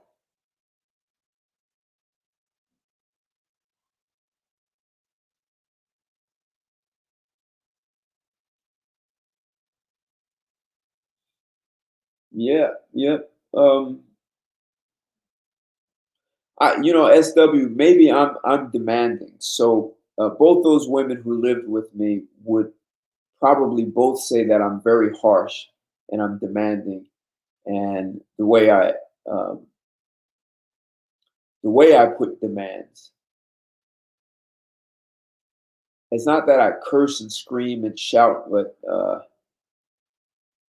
I'm just like no nonsense. And I think women are, even if they complain, especially the second woman said I was the nastiest man, I was the meanest man she ever dealt with, but she didn't leave. As much as those two women said I was harsh, neither one of them exited. They both expected to marry me.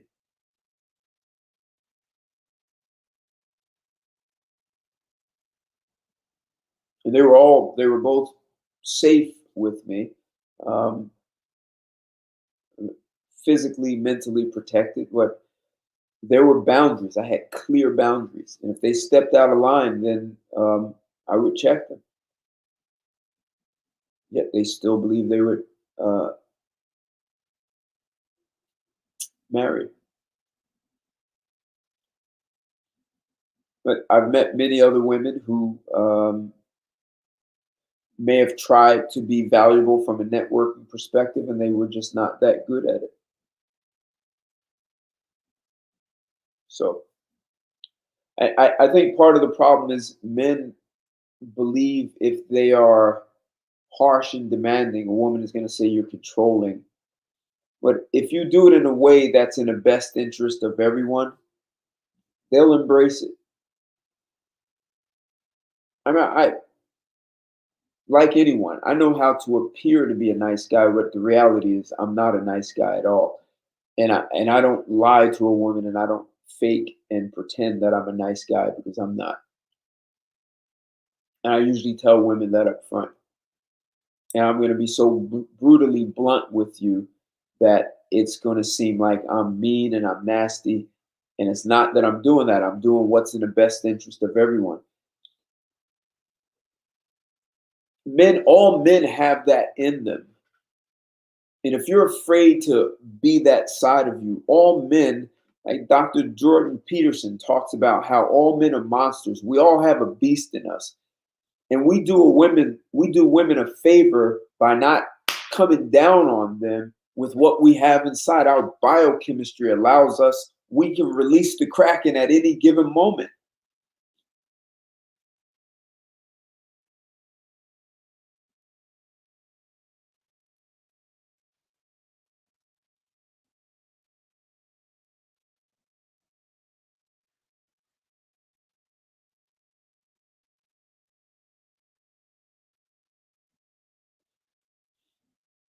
Hey, Silent Lamont. So here's the deal, man. Women's brains don't function like ours.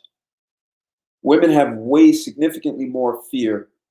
There are things that, listen, women are so afraid of looking bad and being stupid. And yes, there are a lot out there who won't make a move and they panic, but the smarter ones will actually pay attention.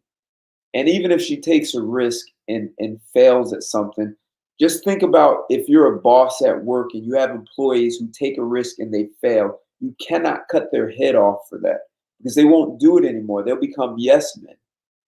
So it's okay for people to fail.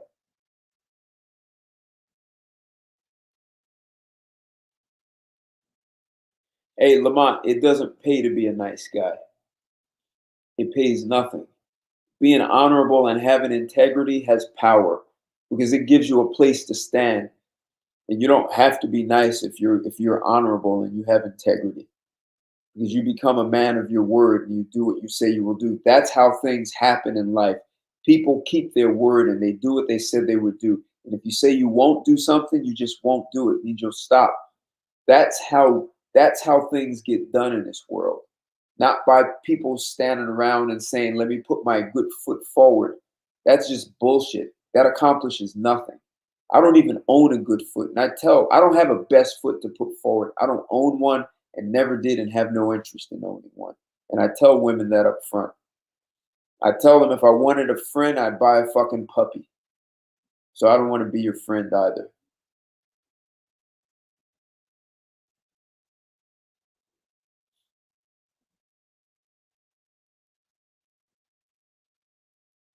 I don't understand your question, SW.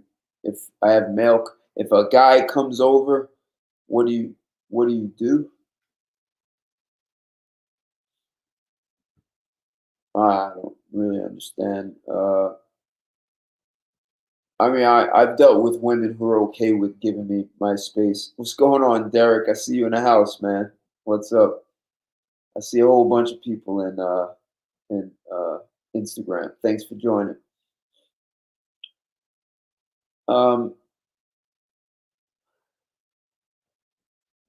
Yeah, I know women get jealous and all that. They freak out. They don't want any other woman to know you the way she knows you.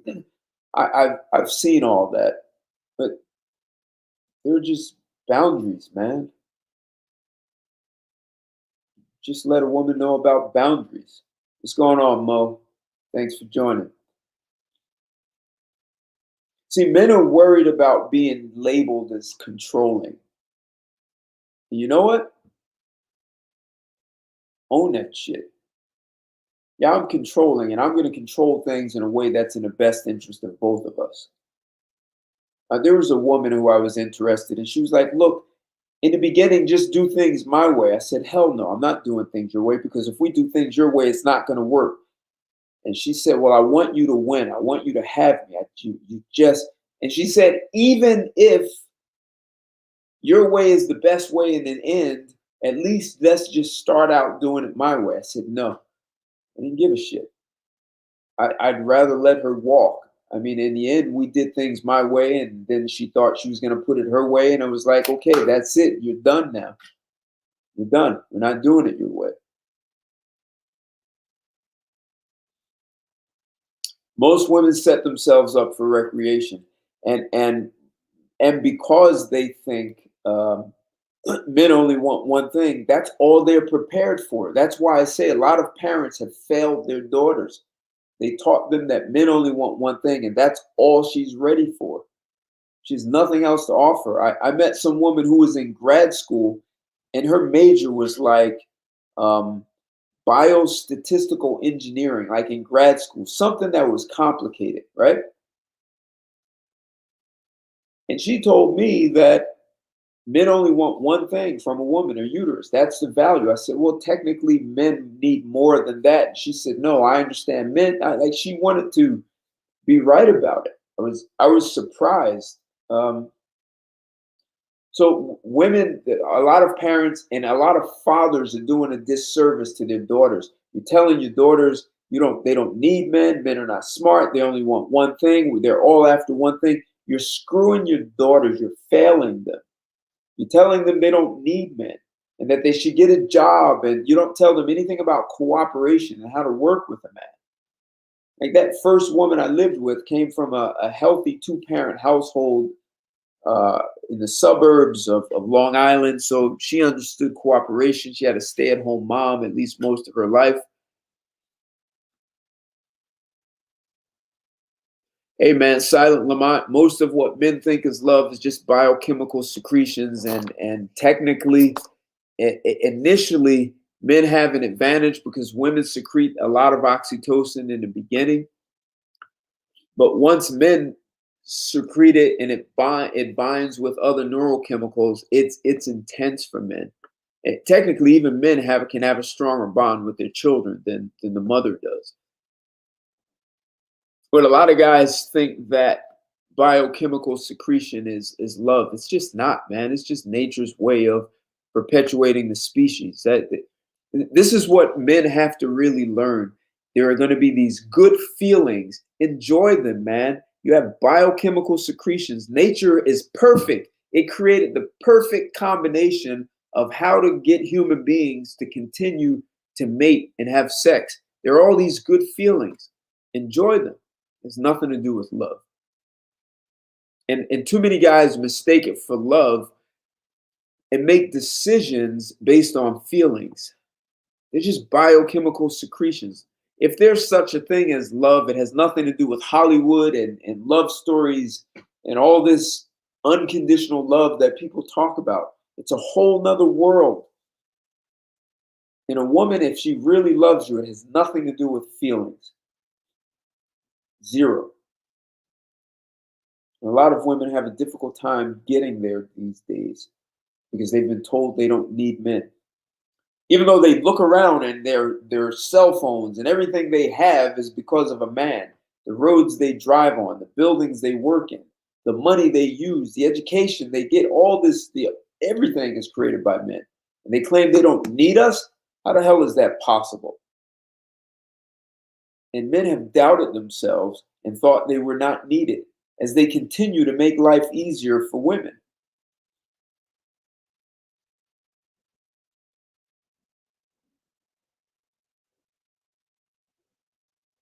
So there's a way to conduct yourself, SW, without being stressed. See, that's sometimes you may have to speak firmly. It's about putting the bass in your voice. But shouting in anger is a whole nother thing because she may then work on pushing your buttons. These are boundaries. This is how we operate. This is the way we're going to do things. If you don't like it, you can find a better deal, go get it. Let them go find a better deal.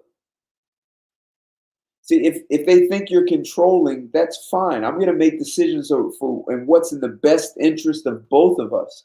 I'm not going to do it based on feelings. I'm not going to do it based on what your parents or my parents did. Like, this is a much more powerful place for men to stand in.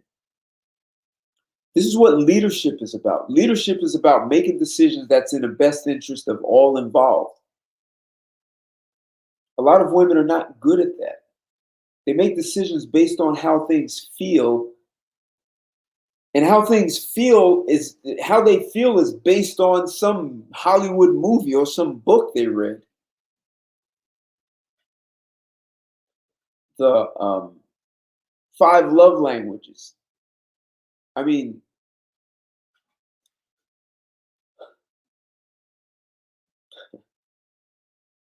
they grab onto a book that makes sense to them because it addresses it, makes them feel good, but it has nothing to do with what's in the best interest.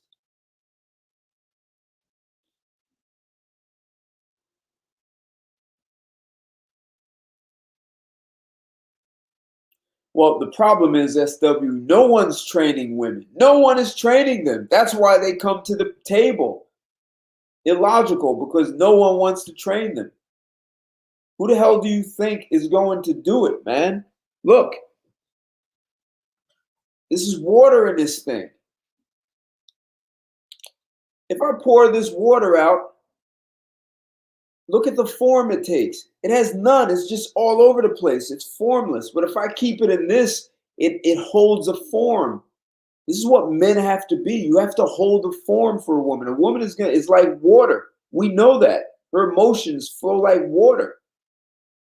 If you're unwilling to be a container, see, this is how men have to be built to be a container, because we build society.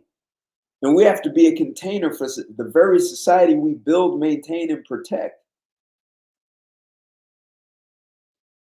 No one's training women. No one.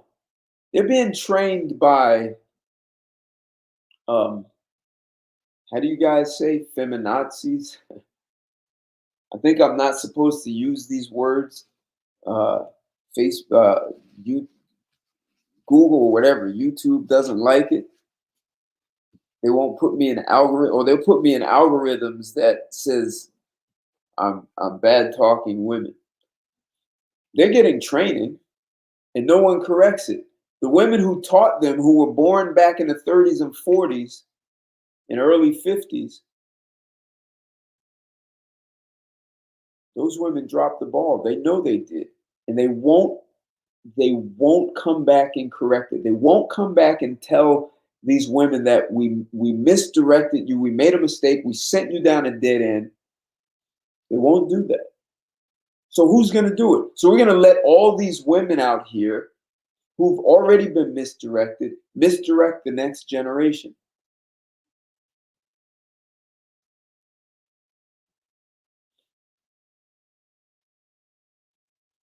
We are the container, man. Yeah, be selective. Hell yeah, be selective. You have a right to choose who you let into your life. But if you're unwilling to be a container, look, if you've been a man who you want to be a container, except you're made of paper, man, that woman's going to rip your ass apart. You're going to be just shredded. She's going to rip right through you. Maybe some men are plastic, some men are porcelain, some men are made of gold. If you steal, that could be too hard. She could rust you in the end. So you've got to choose what you're going to be made of. I don't think gold will rust. Neither will platinum or titanium. See, men are going to have to develop themselves into something that can be a container, that can contain a woman. And it's not just a woman in your life. It's a woman walking down the street. Because women are doing this. They're training women that they don't know, walking down the street. The woman you check, and you check her hard, you make it easier for the next guy. But there's also, listen, you don't need a baseball bat, you don't need a gun. Women already know we have a physical might and force. If she crosses that boundary, then she deserves whatever she gets.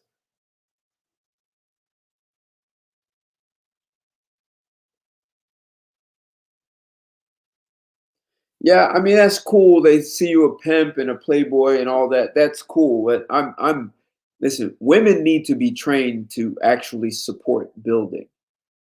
Like I said a little while ago, women actually believe it's more valuable for them to go to work and answer and do what they're told at work, whether it's the client or the boss. They're doing what they're told. They think that's more valuable than raising children to be powerful contributors of a community. They've got this all screwed up, like their priorities. They don't work as hard in the workforce. It's already empirical evidence proved they don't want to put in the hours men put in, which means their productivity is not as great. Yet they want to be paid. They want to be paid the same as a man and produce less. That means they're being paid more.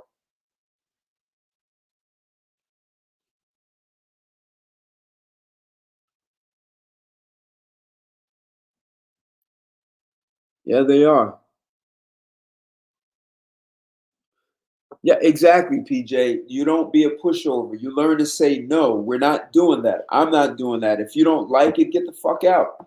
It's okay. If you can find a better deal, go. Like if she really believes, if every man says, if you can find a better deal, go. There's no reason for any man to pay a woman for sex. There's no reason for any man to pay for a woman for a company. I just want to get to know you. If I'm going to finance a relationship, I understand that's my job. I got that. But I first have to qualify you. And no, I'm not paying to qualify you. That's like going to a job interview and they have to pay you to show up for the interview. No.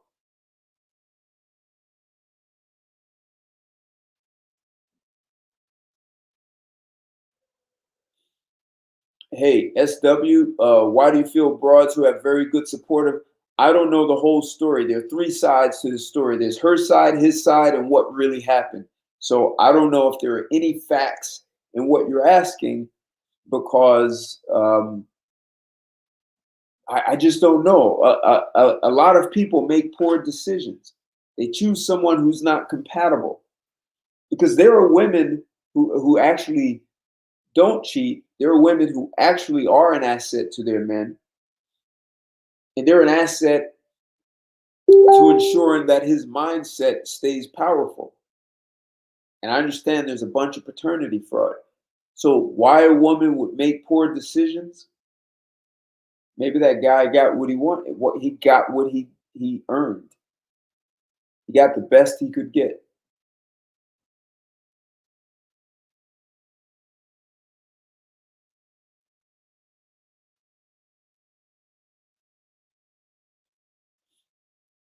Yeah.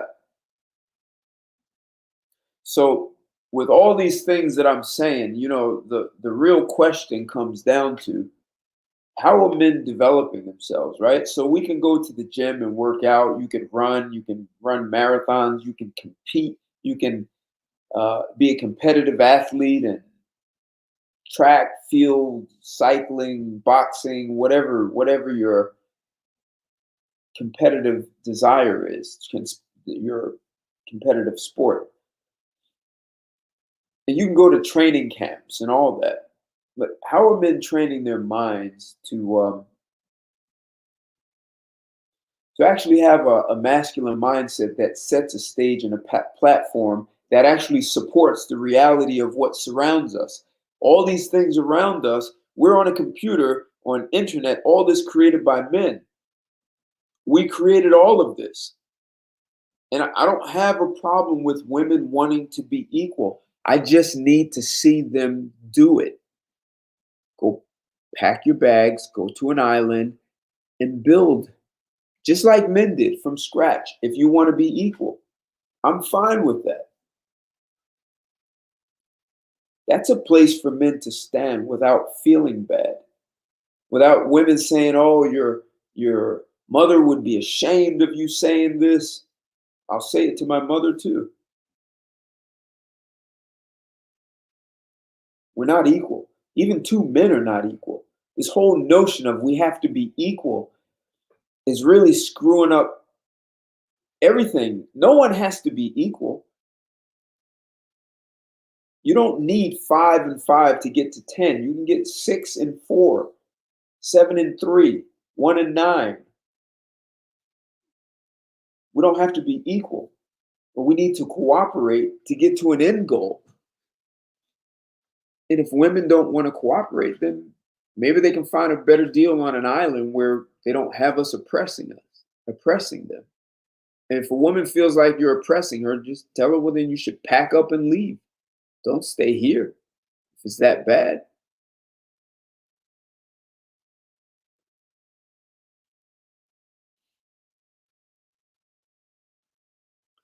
But see, if you guys train your mindset, it'll be almost like Teflon. Like things don't stick to Teflon, man. Women know how to trigger most men. You guys, there's nothing most of you can do except avoid them. That's not a solution. Because that means she's now shaping your actions.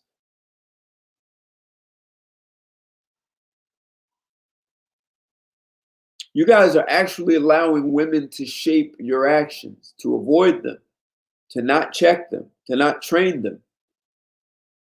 That means they're running the show. And they're putting you over there so that they can just do whatever they want and then resent you for allowing them to do whatever they want. They get run over by a truck, they'll say it was your fault. You should have been looking out for me. You're supposed to protect me.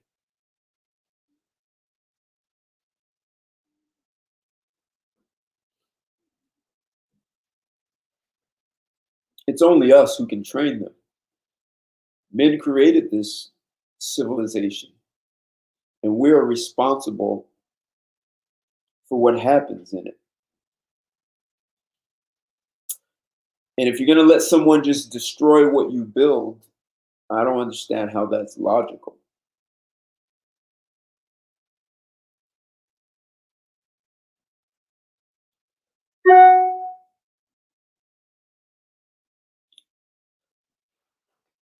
So,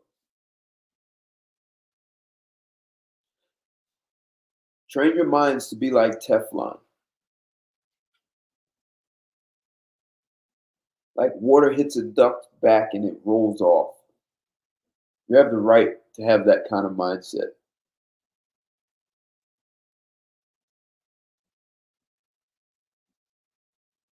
But upbringing is your training. But what people don't do is they don't train beyond their upbringing.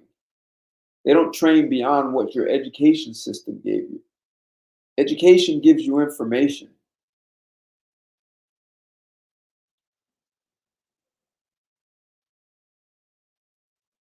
That's like having information for a diet. Most people don't lose weight with their diet. They have the best information in the world and they still don't lose diet. There's a training that they need. There's a mindset that has you be healthy. So you don't have to worry about losing weight.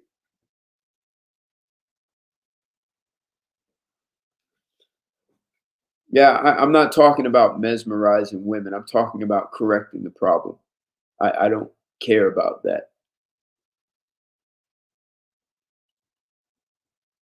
Like this is about correcting things. This is about getting cooperation. This is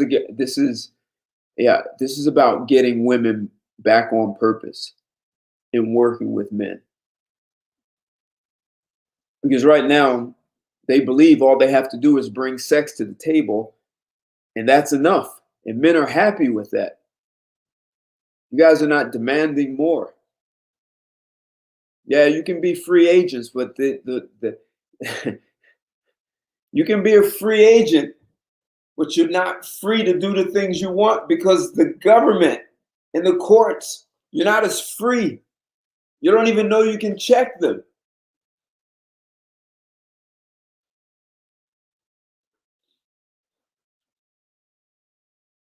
As we were saying earlier, The only way this is going to happen is if men organize. There's a whole socio-political system in place that allows policies to be put in place. And if men want to see policies changed, you're going to have a very different mindset.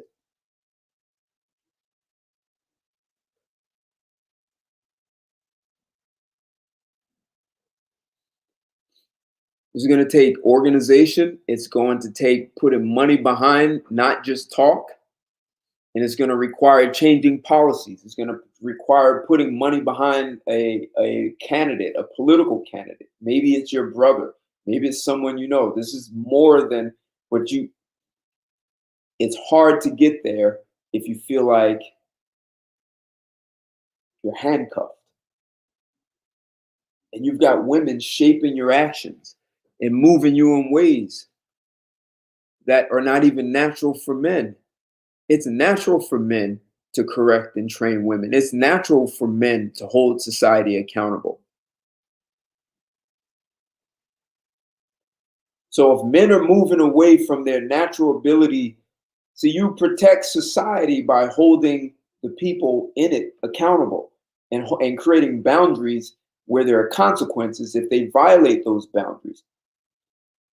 And I've seen civilization, I've seen places recently in the past 20, 30 years where men actually did that. And they put things back in order. As long as you guys let women shape your direction and make you run from them, they're running the show. Nah, it has everything to do with society. As long as women can make you stop checking them, that's checkmate. If you don't check women and train them, they're checkmating you. They're shaping your actions. They're now being the container and you're the water. This is a complete role reversal. Look, Sparta stood for over 800 years. And how Sparta was destroyed was not by Athens fighting them. Athens used the feminine culture of music and femininity and orgies and all that. And that's how they did it. Women are making men back off of them. That's the ultimate thing, is to keep you back. You'll never hold me accountable. If I can imagine your child, imagine you're raising a child and your child makes you as the parent back off and not correct their behavior. That child is running the household.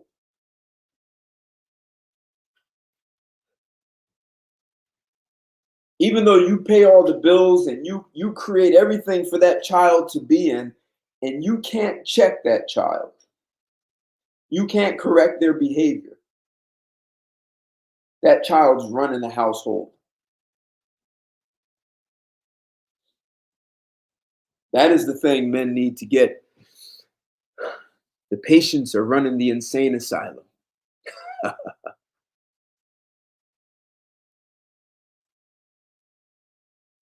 They just need boundaries, that's all.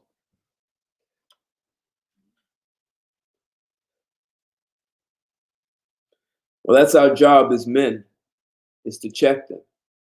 That is our job. We let them off the hook.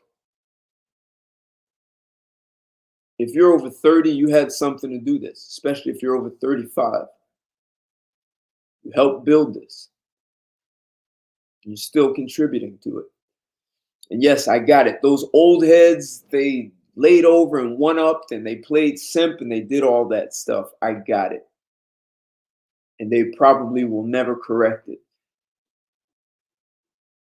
Because they're still playing the same. They're still putting sex more valuable than power. I'm talking about power. It's a very different conversation. And you don't let your children run a household if you're going to have power.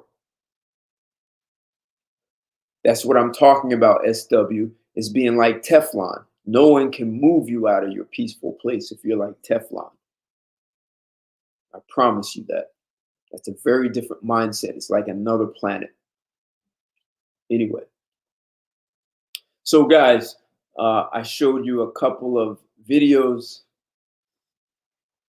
and it was interesting to see women's perspective on this topic,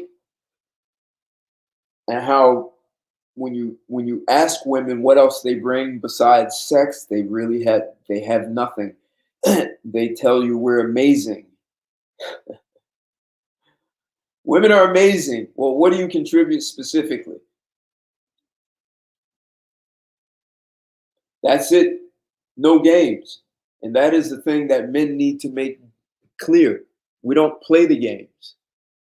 And men are not making that clear. They play the game to get sex and feel like they won, but they only perpetuated a woman's culture.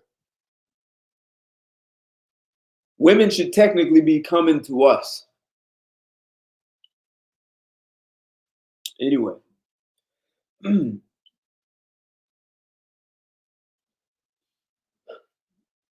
It's a man's job, and I'm going to use the word force.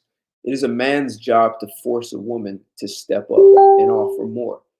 And if she has a problem with that, then she should go elsewhere where she's going to get a better deal, where the requirements, the bar is much lower. If you continue to reward and put in an effort for women who do nothing, then there's no incentive for them to do anything different.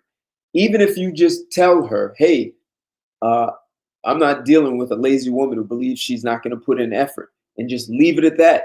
Block her. I don't care. That you don't have to get upset to say that. If every guy says that, at some point they're going to get that what they're doing is not working, or they'll just die with cats. Or the Rottweiler, as PJ said. The Rottweiler will eat her while she's dead.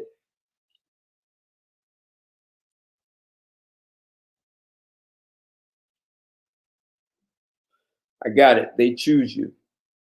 But I'm talking about power. And having women in a very different state of mind where they're actually supporting men who are building power. So maybe a conversation for men to start having with men they know is, how do we wield this power? There's a lot of political power men can build. And this is a place to start thinking.